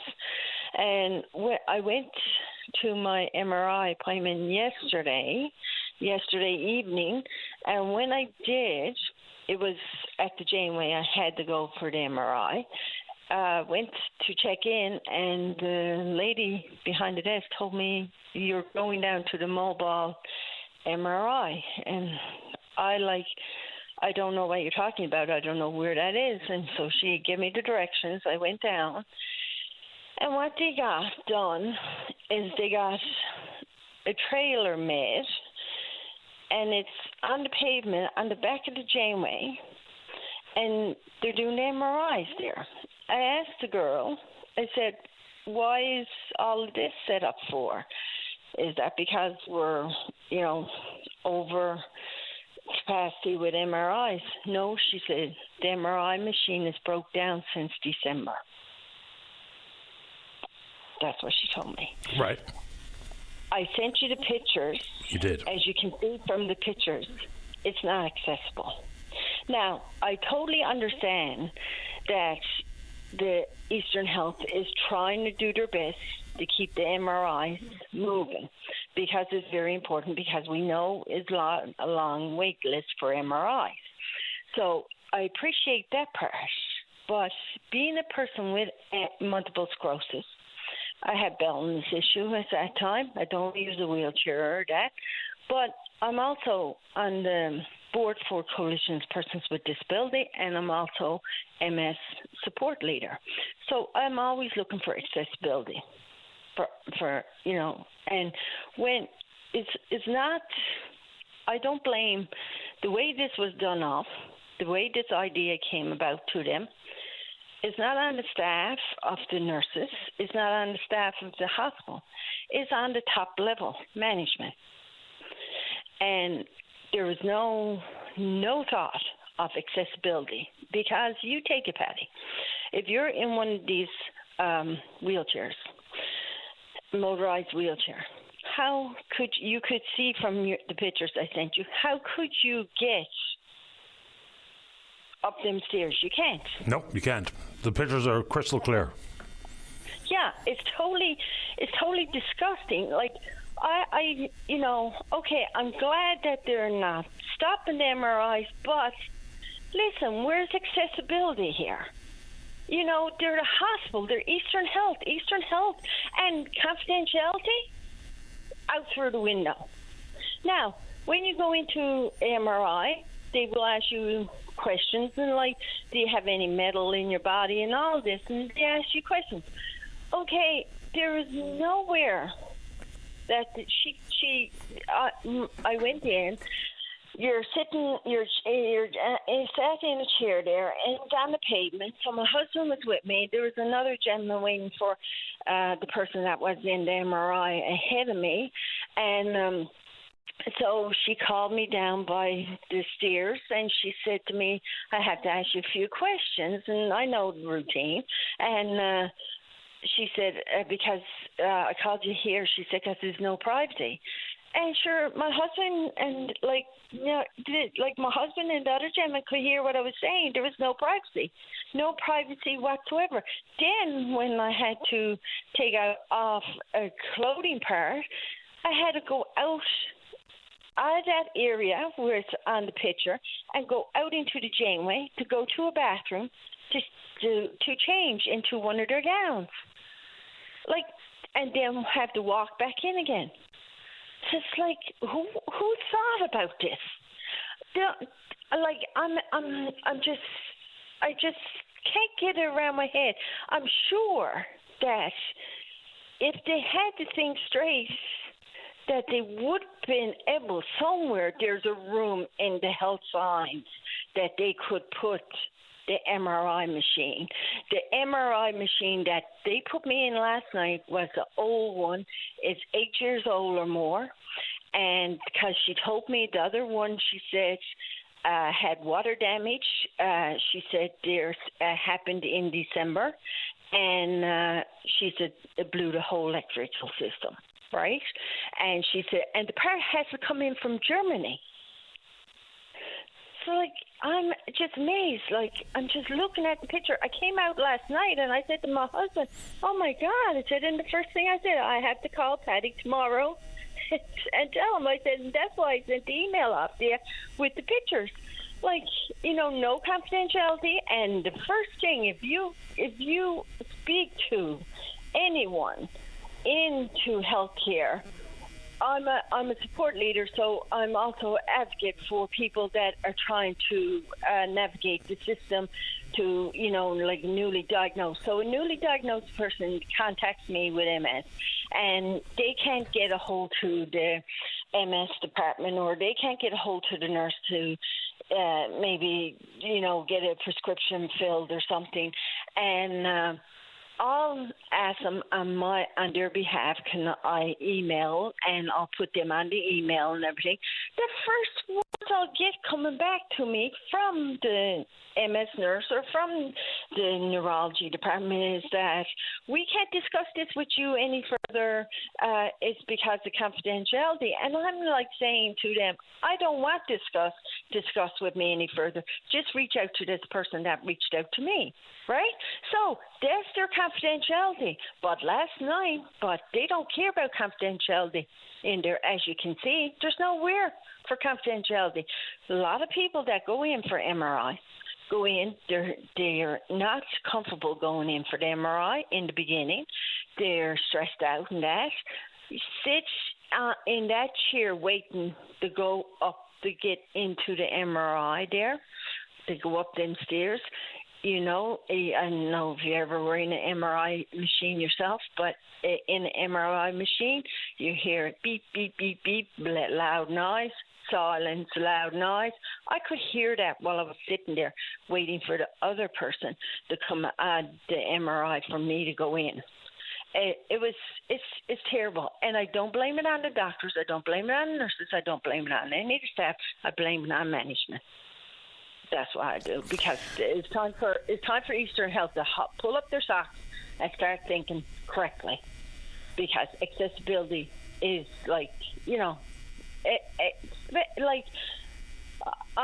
I'm just blown away by it. I still this morning.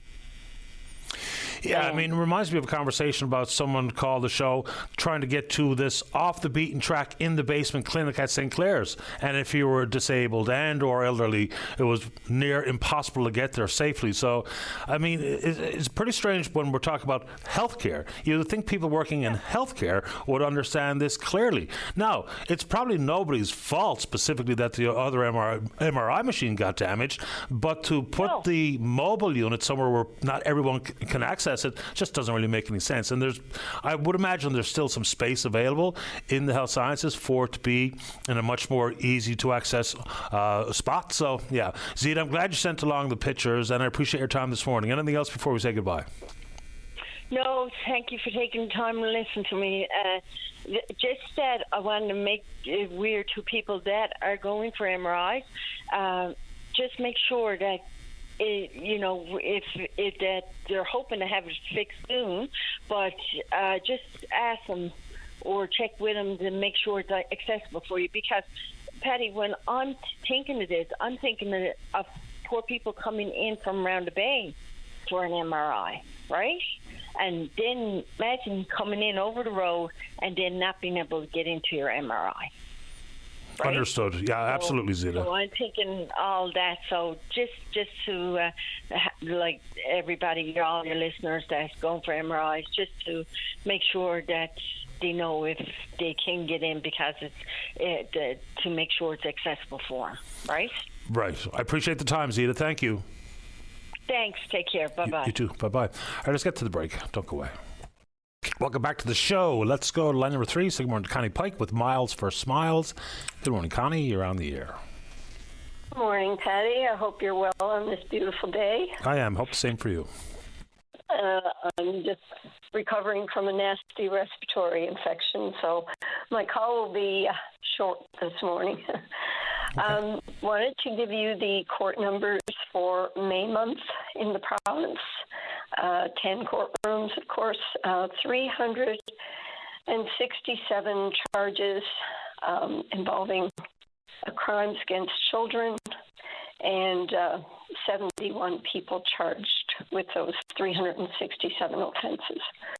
So unfortunately, our numbers are not really coming down, and a couple of things I wanted to mention this morning, one being the recent arrest on June the 8th there of a 61-year-old Ontario man who was arrested in Clarenville by the RCMP for sexual offenses against a child. There was a Canada-wide warrant for him, and he was sitting at home in Clarenville. So I just would really like for people to be vigilant, about who's around and who's around them and their children, and just take some extra precautions. And we've talked many, many times on the phone, Patty, you and I, about, the need for parents to be vigilant with their children about who they're chatting with online and their social media exposure and such. When I think about what we do at Miles for Smiles and in an effort to reduce child abuse, we're not just interested in what goes on here in the province or in the country. We look at what's happening all over the place. And there was a new study that was released yesterday, and it was reported in the New York Times. I'm not sure if people are aware, but the number one cause of death for children in the U.S. between the ages of 1 year and 17 years is by death by gunshot. And these are mostly homicides and suicides. We're not talking a majority of accidental deaths, but they're in the minority. So it's very concerning, Patty, and this new study talks about how firearm deaths of children and teenagers have risen significantly in states that enacted more permissive gun laws after the Supreme Court made a decision in 2010 which limited the local government's ability to restrict gun ownership. And, that I don't know how much clearer it could be, but there's a correlation. I mean, when people have access to guns, more people are going to be hurt. And the rampant access of guns in the States it's off the charts. And I mean, conversely, the study also showed that in states that maintained stricter laws, the firearm deaths were stable after that ruling, and in some cases they even declined. I just don't know where the lawmakers' heads are. I mean, I have my own theories, obviously, right? The NRA is pretty powerful and contributes to the politicians down there, and we know how that works. The other thing that we take note of this day and age, because it just seems there is so much happening. I mean, there are children being kidnapped in Ukraine and shipped off to Russia. There are children dying of starvation in Gaza. And all of these atrocities around the world, it seems it's children who generally pay the ultimate price. And that's really, really saddening, sickening, and it really needs to be stopped. Well, like every other time, those who are most vulnerable will be treated the worst. And, of course, that would include children, obviously. Connie, I appreciate your time. I wish you additional speedy recovery. Thank you, Patty, so much. I appreciate your time, as always. Take good care. Bye. All right, bye-bye. All right, let's see here. Let's get a break for the news. Don't go away. You're listening to a rebroadcast of VOCM Open Line. Have your say by calling 709-273-5211 or 1-888-590-8626 and listen live weekday mornings at 9 a.m. Welcome back. Let's go to line number 5. Second word to the PC member for Fairland. That's Loyola O'Driscoll. Loyola, you're on the air. Good morning, Paddy. How are you this morning? Best kind. How about you? Good, sir. Good. Paddy, a call regarding the brush cutting in the Fairland district. It was awarded last year in October, and we have seen a little tiny bit of work done, but nothing that should be completed. I've called numerous times and texted the minister and sent emails. I sent an email on January 4th. They said on April 4th, they said they'd be back in a week, or they'd be up there in a week. Sent another one on April 29th. They said they'd be back there in another week. Still no answer. Still not there. May 5th, I sent another one. May 8th, I sent another email. Sent an email to the minister while I was in the House of Assembly on 5 or 6 different issues, and still no response. And this morning, now I finally get the response saying to be back there in a week again this morning. At 9:21, I got an email saying to be there in a week. So this has been going on now since last October, and it's time for this Liberal government to start doing what they promised to do. I mean, they should be holding these people accountable to get out and get their work done and make sure it's a big safety issue. I was at a graduation on Friday night in Baltimore, and a resident came over to me and said, other than he drives slow going through Lamont Park, he would have been killed by a moose. He said he was going 50 kilometres. He said anyone else coming 70 or 80 kilometres would never be able to avoid it because it comes right out, the alders come right to the guardrails, and the moose are just popping out over the guardrail and right in front of you before you have a chance to do anything. So it's time for this government to get on the ball and get this stuff done and not give us false promises. We just get these promises to be there in a week, to be there. It's been going on now since April, and I think it's terrible. So the contract is let, though, right? Oh, yeah, the contractors, yes, was let. It was out in October. And, they were going to come up in December. I've been speaking to the office, speaking to people in the office. They were coming in November, and then we're coming in December. Then it was the winter season. Well, they're not going to go up there now. They're going to come up first thing in the spring. Now we're in the middle of June, nearly, and they're still not there. And the alders are, and I came down Friday night about 9:30, 10 o'clock after the graduation, and the alders are out over the guardrails. Like they're covering their guardrails, so you don't stand a chance in this area. They're supposed to do 10 kilometres. They sent up a small excavator and did a fairly good job, but they need the bigger excavator, which they are putting there, but they have not got up and got it done. And it's a total safety issue in that area. I mean, it's unbelievable, the tree and the growth in the area. Fair enough. Do we know what the contract says about timelines? No, and I had said to him last year, if they're not going to come and do it, then maybe you should retender it. Like, let's get this done. It's a safety issue. Why wait? This should be done, and there's no reason they should be waiting to get this done. It's a safety issue. They got the contract tendered out and done.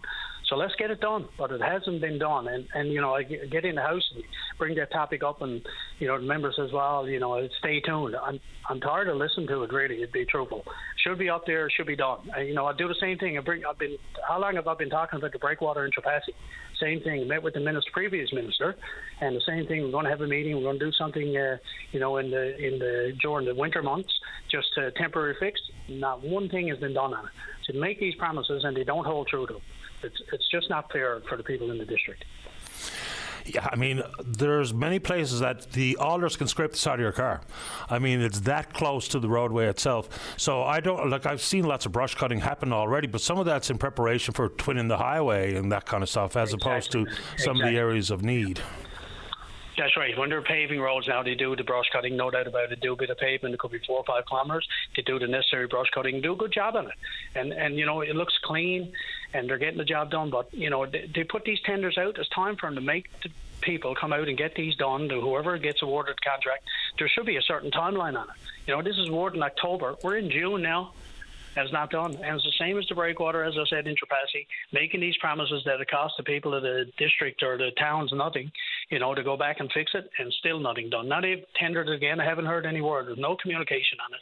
And, this morning again, I get an email, which, great that I get an email, 9:21, say it's going to be done, but I've heard that twice already, and they haven't been in the area, in the district. So, I'm just calling on this government to get this work done. Yeah, I'd like to have a look at the contract, because generally speaking, when you sign a contract, it comes with very specific timelines for work to be executed. Yeah, no doubt about it. No, and that, so it's something that, like I said, this government has been promising this. It's time for them to get their act in order and get this done. Fair ball. Appreciate the time, Loyola. Thank you, Paddy. I really appreciate your time. No problem at all. Take care. Have a good day. You too, sir. Bye-bye. Yeah, I mean, in a normal course of action, I sign a contract with someone. One of the first things is, after cost, is when. So, anyway, let's keep rolling. Let's go to line number 4. Say good morning to the Ward 4 councillor here in the city of St. John's. That's Tom Davis. Morning, Tom. You're on the air. Good morning, Patty. Good morning. And to all your listeners, quick city thing. I had a resident who was out walking and picked up a full bottle full of hypodermic needles along the walking trails around Mundy Pond, and I imagine, unfortunately, that would play out around a lot of our walking trails. And he wanted me to pass along. I mean, residents are not supposed to have their dogs off leash anyway, but if you want another reason not to have your dog off leash, it would be that you would not want, other than the fact that it's against bylaw, you would not want them to come across a hypodermic needle, or your children, of course, as well. Absolutely. I mean, a couple of people involved in community cleanups, some of the more active ones, they send me pictures of what they see insofar as discarded needles. It's unbelievable. It really, truly is. There was one pile one of the community cleanups sent me. There had to be 100 needles in the pile. 100. Yeah. And from a social point of view, that's such a sad comment. Yep. But from a safety point of view, I mean, we all need to realize that when we're out doing our cleanups, or we're out walking, or our children are out running around, or our animals are out running around, this is all part of the environment now, and we need to all be aware, and we need to spread this. If you're a grandparent or a parent or someone, just spread it through your channels so that people are made aware of something we never had to think about before. Sure. I want to talk about the forest fires and the early forest fire season this year. It's starting off to be one of the worst ones. Of course, hopefully it'll calm down a little bit. But in Canada, up to this point, 2.6 million hectares of land has been burned already. And of course, it's still burning, especially in the Alberta, Manitoba, Saskatchewan area, massive fires. Oh, there's one in Saskatchewan. It's 10 times the size of Saskatoon. Yeah, I mean, like right now this year, a quarter of the island of Newfoundland in equivalent land is already burned, and it's already June. It's only June. I mean, it's only early June. So, when we look at it, we got significant fires in British Columbia, Alberta, Saskatchewan, Manitoba, Ontario, Quebec. There's a small one in New Brunswick. Labrador has still got one burning, and the Yukon, Northwest Territories all have fires at the same time. And if you listen to the people who are fighting those fires, they're just unpredictable. Like veterans are saying, they're spreading faster than firefighters can chase and predict. They're burning hotter than normal, and they're jumping across areas like large ponds, lakes, rivers, places that generally, when they're doing their planning of fighting a forest fire, they would think, well, it's going to stop there, and we just need to kind of contain it. And then it's just jumping over these areas. It's creating its own weather. And unfortunately, that can mean lightning, which means starting more fires as it's going around. And, I'd like to kind of boil it down a little bit to, what we can do about it and what we should be doing about it, and just the situational awareness of the fact that, the climate is changing, and part of that, unfortunately, is that the fuel is drier, so what's in the forest is drier. We're having less snowpack, which means it's the ground is starting off drier, and of course, these zombie forest fires, which go into the peat moss and then burn all winter and then start again. And and of course, the other thing which is really hard to wrap our heads around is the smoke issue, is the fact that the particulate from forest fires can be very, very small, so small that you may not even smell it, and it'll go right into your lungs, not even slow down, right into your bloodstream. There's a couple of years ago when the forest fires were really bad in BC, there was a friend of the family who actually went up to visit his family up in BC, and he was out golfing and died of a heart attack. And the heart specialist made a comment that it's very possible that inhaling that forest fire smoke could have actually been the trigger that caused him to pass away prematurely. And so there's the visible stuff. You can cough. It can exacerbate people's asthma, but also can even lead to lung disease. Last week, Montreal had some of the worst air quality in the world. Like, if anybody's ever been to Mumbai or Delhi, it just hangs in the air, and it's gross. But Montreal actually had worse air quality last week than Mumbai or Delhi did. And yeah. Toronto and Ottawa were up there pretty bad too. I was going to say Toronto was in the top 10 last week. Yeah, that's right. And it's like one of these things when you see the red sunsets, it's just there for you to see. And I know it's difficult. Our lifestyles and our choices and all that stuff. We're only just a small little speck on the earth, and how much do we really matter? But collectively, we can matter. And I often joke if there was a guy up on the hill with a staff and sending all like these plagues and stuff on us, that you'd like to think we'd be smarter and we would recognize that perhaps we should be talking about it as a community and acting about it as a community. But everybody just kind of goes back, and then wintertime comes and forest fires go away and the floods stop, and we kind of all go back into our little world, and then kind of reset again, and then spring starts again, and people at some point get horrified. But humans, I joke a lot of times the reason that people have second children is because humans have the ability to forget pain and suffering and kind of live in the moment. But I think we all need to kind of reflect on it. Obviously there's mitigation around our properties, and there's things that communities could and should be doing. And obviously when we're out campfiring, when we're allowed to, the fire ban for everybody's benefit was lifted. And the province right now is looking pretty good as far as fire warnings and stuff goes. But obviously making sure our campfires are extinguished, and ATVs and dirt bikes can be risky when the conditions are dry, so you want to stay on the trails. Fireworks can be a pretty significant thing when the conditions are dry, and you really probably want to avoid them. I mean, whether or not we should even be doing fireworks around Canada really needs to be taken into account based on the conditions. Those sky lanterns, which are pretty cool and beautiful, they're outlawed in a lot of places in Northeast Avalon, but you really want to avoid them. I mean, that's a candle basically that when it goes in pitches, there's a very good chance it could start a fire. Chainsaws can be challenging. Mowers, even power tools, can be a challenge. And if you see an electrical system that looks like it's run down or is not operating properly, that can be a big source of fires down in California. There's a couple of really big fatal fires that they said were caused by utilities. Yeah. So, anyway, I think one thing that people want to be prepared for this year is those N95 masks that we had for COVID. Watch the air quality and wear those when necessary. There's still people out there wearing masks. See them all the time when I go grocery shopping in particular. I'm off to the break, Tom. Appreciate your time. Take care, everyone. You too. Bye-bye. All right, let's take a break. Do not go away. Welcome back to the show. Let's go to line number 2. Chris, you're on the air.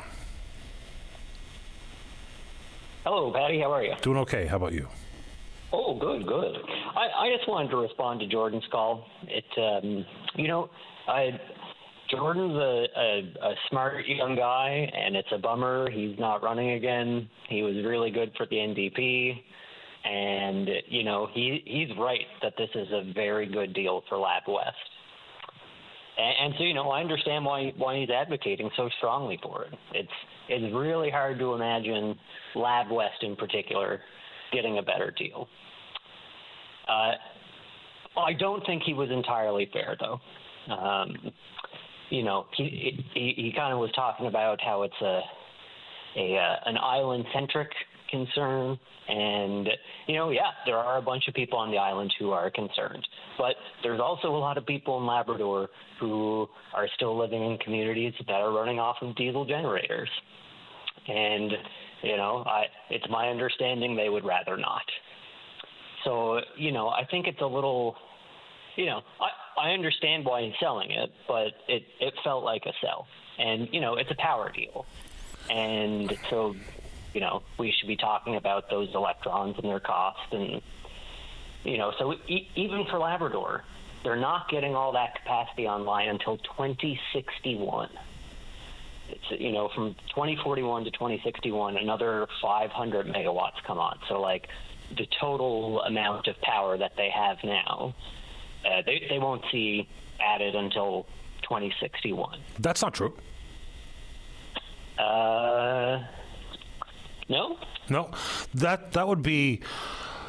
I don't even know what the reference is to 2061, but the fact of the matter is the expansion at the Upper Churchill and the available excess recall power, some of that is right away. I don't think it's every single one of the 1,190 megawatts, but some of that is immediate because that power is available. Oh, yeah, definitely some of it is. I'm looking at the schedule here now, It gets up to 980 megawatts in 2033, 1490 in 2035, and then it stays there for a long time until 2051, and then it's 1740, and then 2061, 1990. Yeah, but we're talking about the pathway to 1190. So those other numbers, that's way into the future. That's not even part of what his immediate concerns are. And I can't speak for Jordan Brown, but between your thoughts on his comments and some emails that I've received that are pushing back and calling what he has to say foolish, it's important to remember that Jordan Brown is the member for Lab West. Not the premier of the province, not the representative for the Great Northern Peninsula, not a representative for the townies or the Southwest Coast. He's representing Lab West. That's their concern. That's the immediacy of their concern. For him to speak to anything other than his constituents' concerns would be, as they say, pick a lane, and he has picked one. Lab West. Oh, totally. I think everyone should understand that, Jordan is advocating for his people appropriately by saying the MOU is a good deal. That he's 100% correct about that. What I don't think is true is that it is a good deal for everyone else in the province. And those finer details are of how this actual power agreement works and looks are not being presented by the actual advocates of the deal.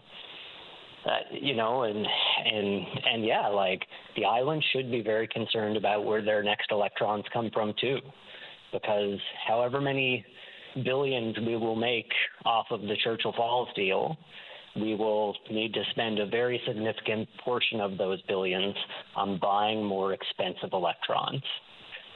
And so whatever money we get in, we'll be spending, the same dollars 2 or 3 times less efficiently on other electrons, when there are lots of people around the province that truly expected the power at Churchill Falls to be part of their life after 2041. And I don't think that's an unfair want for the province.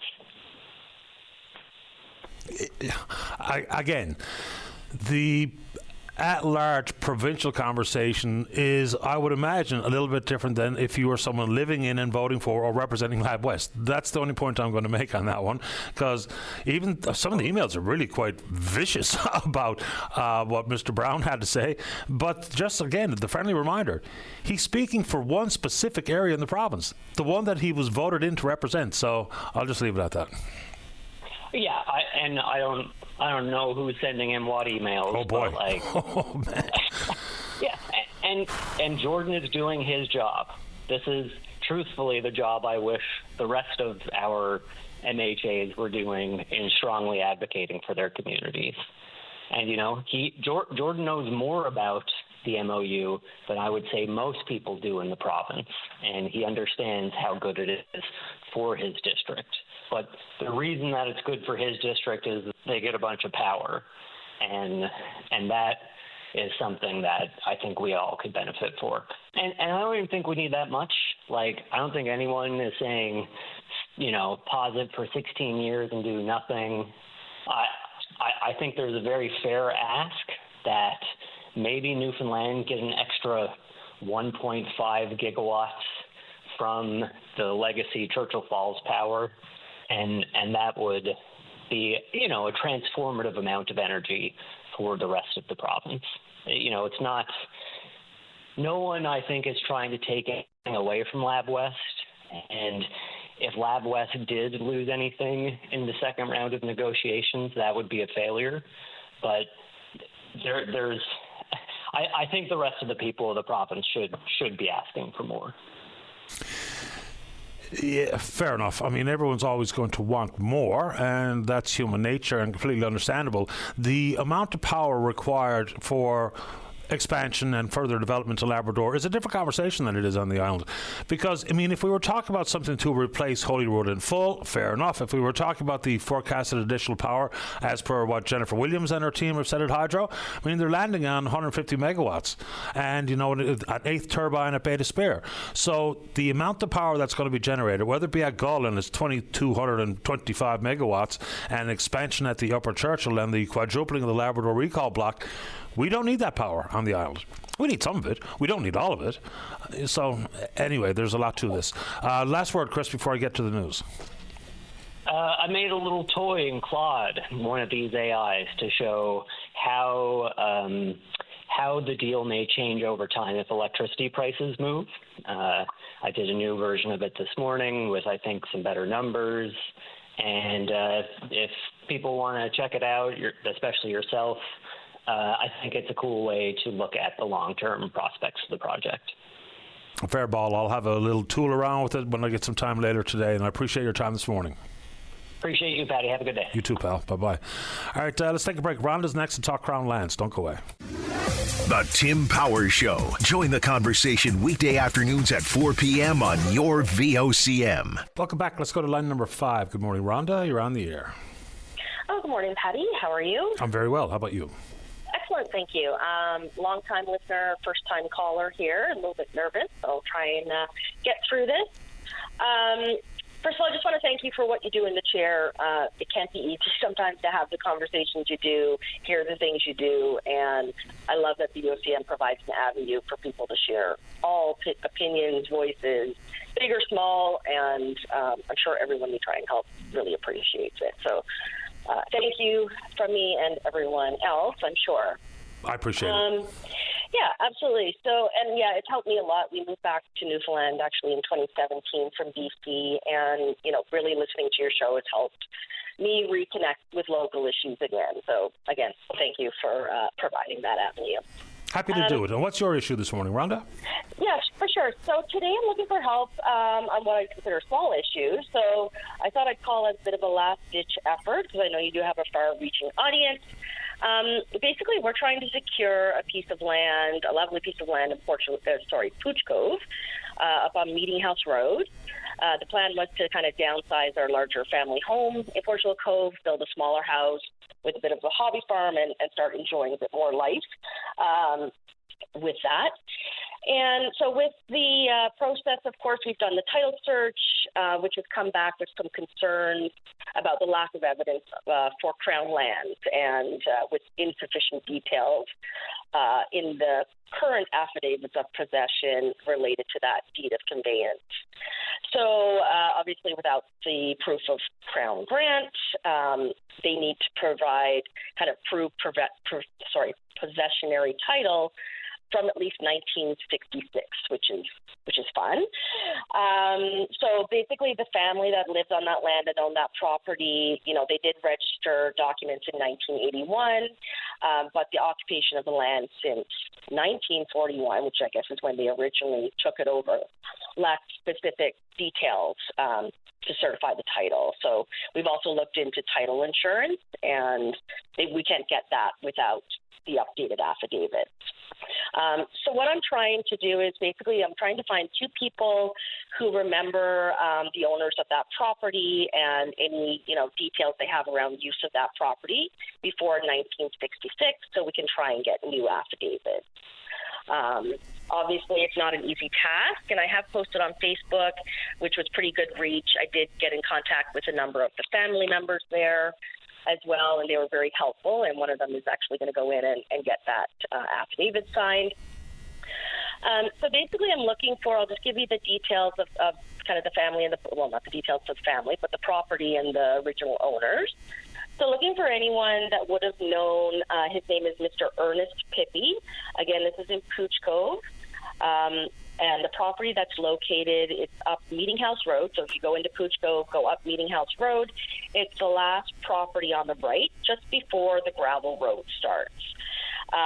So basically, if anyone on the air knew of Mr. Ernest Pippi, maybe was a friend or someone in the area that lived there at the time before 1966, and have any details on, you know, his ownership or occupation of the land, I can give out my phone number, and they can reach me to chat about that. Sure. I think you're going to have some luck here.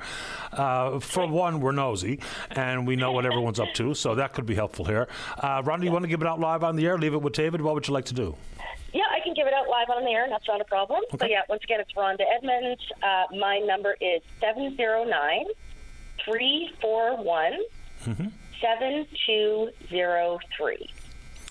Got it. I will keep that handy. So anybody who knows Mr. Ernest Pippi and what he was using that land for, as described by Rhonda, it'd be most helpful if you could get in touch with her, sign that affidavit so that it can complement her Crown Lands application.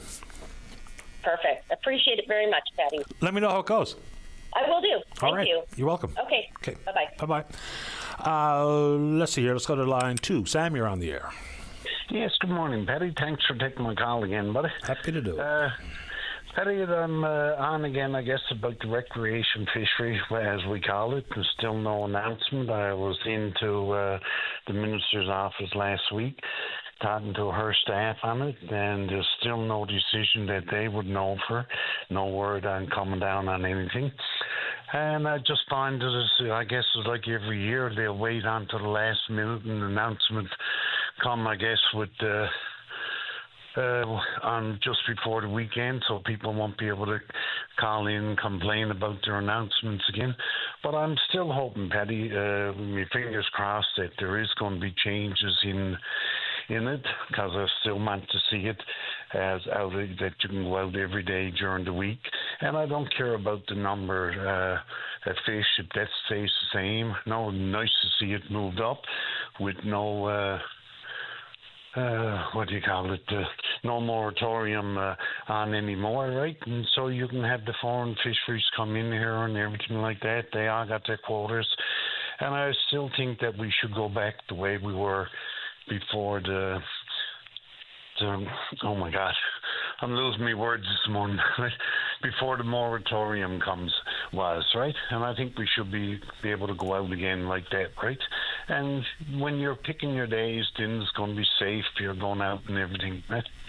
So you're not on this one big rush, trying to get out for weekends, and you're not sure which way the weather was going to be or not. Some people take chances, more people don't. And I think we'd be, for the first probably week or so, if it was open up every day, or probably a couple of weeks, people would be going out a lot. But I think after that, they'd be stopping and looking.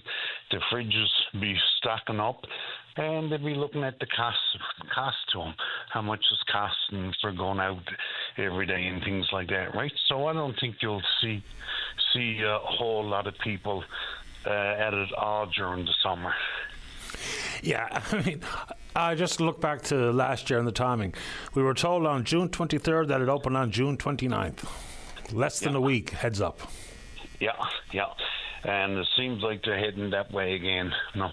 But last night I happened to be flicking through Facebook, and I seen a post there from the Fishermen's Union, right, the FFAW, saying that it was going to be the same as it was last year.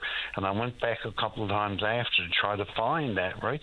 But it was gone. I don't know if somebody just happened to post it and take it down again after or something like that. But they were saying there was going to be no changes in it, right? And I think that's probably a guess as much as anything else, but it's an educated guess. Yes, yeah. I'm just hoping it's not going to be that way, right? Because I would love to see the changes. The wind part, that's the part that really bothers me. Last year when we had it on, there was 18 days that we did not get out down Bonavista Bay due to the winds. Now, there was people went out, right, with bigger boats and things like that. But those days you're out there that you shouldn't be out there. Oh, no doubt about it. Yeah. So I'm still keeping my fingers crossed, and I hope everybody else starts speaking up about it and calling their MHAs and emailing the minister and so on, right? It's the same old spiel every time when we calls in, because there's only so many people calling in and everything, right? No. But we're there for everybody anyhow, right? Hopefully we'll get some changes. Hope so, Sam. I appreciate your time this morning. Thank you very much, Petty, for taking the call. Anytime. Bye-bye. Yeah. Here we go. Final break of the morning. Don't go away. Welcome back. Let's go to line 1. Charlie, you're on the air. Yes, good morning, Paddy. Morning. Just before I get to the main topic there, just a shout-out to Greta Thunberg. She was arrested there in that ship just before they got to Israel. And I think they deported her back to France in this case, although she's from Sweden. I'd like to say that an activist like her, the world needs more of them. And when people say that was a publicity stunt, I think anybody who knows what she's been doing over a short lifetime would say she's got a little bit more behind her, a little bit more passion and caring than to have it for a publicity stunt.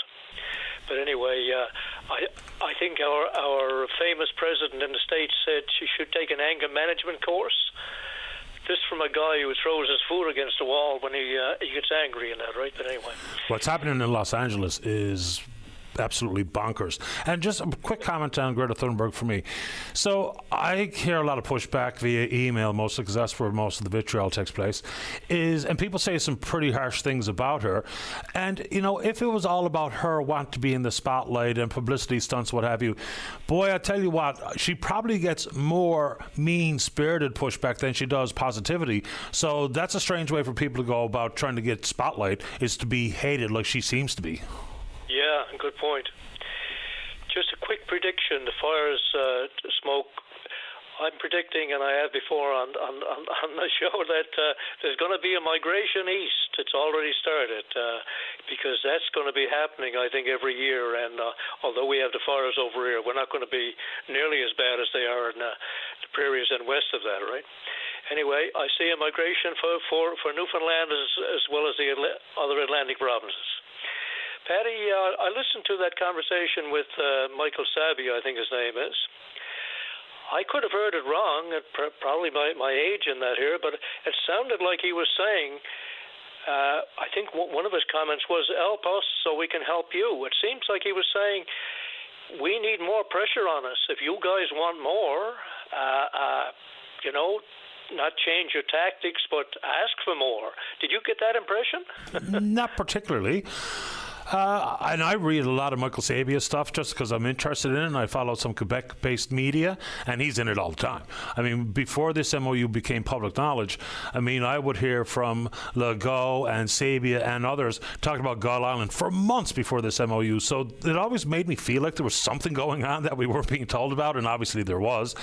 And I don't know if he's begging to be back at the negotiating table to demand more, because my understanding is everyone on both sides is simply trying to hammer out the legal documents based on the MOU as opposed to expanding benefits for one side or the other. I could be wrong, but that's part of the problem when we don't get any updates. I understand negotiating in public is probably a bad idea, but is it simply trying to create contracts out of a fairly vague MOU? I don't know. It's a good question, though. Well, his tone, I forget his other comments, but his tone seemed to be saying there's more out there for us, and if we're pressured, we'll have to give in to it. But I could be wrong on that, but I'd like to listen to it again. Help us help you, anyway. So was this the Sabia interview around Energy NL's conference? Yeah, with Jennifer Williams was sitting there. Yeah. I only got part of it, Yeah. Patty, the other comment was... I saw the CBC thing on the bottom there when I was listening to the news that new school opens in, I think it was Gander, new curriculum based on the Bible. Well, maybe a little bit more nuanced than that, but yes, it's in Grand Falls, Windsor, I believe. Yeah, there's one in Gander as well. I think they have 4 students so far, so it's probably spreading, Abaca or something. I find it amazing. No, it is in Gander. It is in Gander, yes, that's right. I'm sorry. This day and age, you can be talking about Jesus walking with the dinosaurs, and that I think that presidential candidate that ran there, I forget her name now. He did one from Alaska. But anyway, I suppose if they're going to base it totally on the Bible and they're going to teach science, they were saying, I don't know how you can mesh those two. If you're going to say that the world was created 6,000 years ago and the dinosaurs lived during that period and so on, how can you mesh that with true science? I just don't know what they would do with that. But I guess they've had some work around that. Do you know anything about that? Not particularly. I've read just a little bit after I saw a bit more about what the school is intending to do. My biggest look.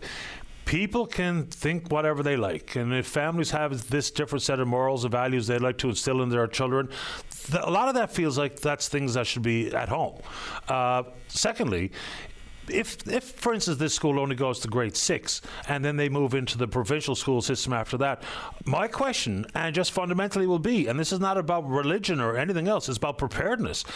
If I have a certain academic background that doesn't jibe with the sciences that you're going to be exposed to regarding biology and chemistry and geology, then maybe, just maybe, that's a question that we should be asking ourselves.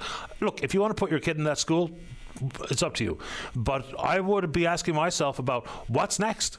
Because if this is the end of the road after grade 6 or grade 7 in that school, then there's a lot of education yet to come. And the background, there's a reason why we advance from grade to grade, is it's not necessarily that you're going to learn whatever you need to know by the time you leave grade 6, but some of what you're going to need to know in grade 7, the foundation has been built in grade 6. So I just wonder about that, personally.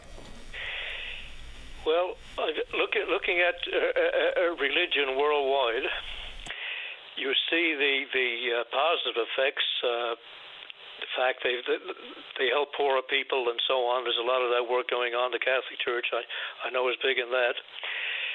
But the divisiveness that comes from different religions right now in Israel, the right-wing zealots in the cabinet are basically calling for the extinction of the Palestinians, and then you get the Muslim jihadis talking about killing the Jews, and I don't know. Some of this stuff, if it's happening in the Pentecostal church, by the way, in Gander, I believe that's the case. Again, I find it really strange that they push this 6,000-year-old thing throughout the congregation, as far as I know, and the idea that if you don't worship Jesus as they do, you will be condemned to hell. And I find sometimes in the year 2025, the thinking involved with some of these groups, the ones I've just mentioned, don't you find it kind of odd, Well, the one thing I'll say before I have to go is, I don't know why anyone would care so much about where my soul ends up. If I'm not hurting you with the way I think and talk and behave, then why do you care if I'm going up or down? As far as I know, if we're going to lean into my Catholic upbringing, I've got an extended stay in purgatory coming. And why anybody would worry about that one way or the other, I don't understand. I really just truly don't. But anyway, that's unfortunately the final thought here this morning. We're out of time, Charlie. Oh, okay, sir. Thank you. You're welcome. Bye-bye. Bye-bye. All right, there we go. Good show today. Big thanks to all hands, and we will indeed pick up this conversation again tomorrow morning right here on VOCM and Big Land FM's Open Line. On behalf of the producer, David Williams, there's Sarah Strickland mocking me in the other booth. On behalf of the producer, David Williams, I'm your host, Paddy Daly. Have yourself a safe, fun, happy day. We'll talk in the morning. Bye-bye. Hello, it is Ryan, and I was on a flight the other day playing one of my favorite social spin slot games on ChumbaCasino.com. I looked over at the person sitting next to me, and you know what they were doing? They were also playing Chumba Casino. Everybody's loving having fun with it. Chumba Casino is home to hundreds of casino-style games that you can play for free anytime, anywhere. So sign up now at ChumbaCasino.com to claim your free welcome bonus. That's ChumbaCasino.com and live the Chumba life. Sponsored by Chumba Casino. No purchase necessary. VGW Group. Void where prohibited by law. 21 plus. Terms and conditions apply.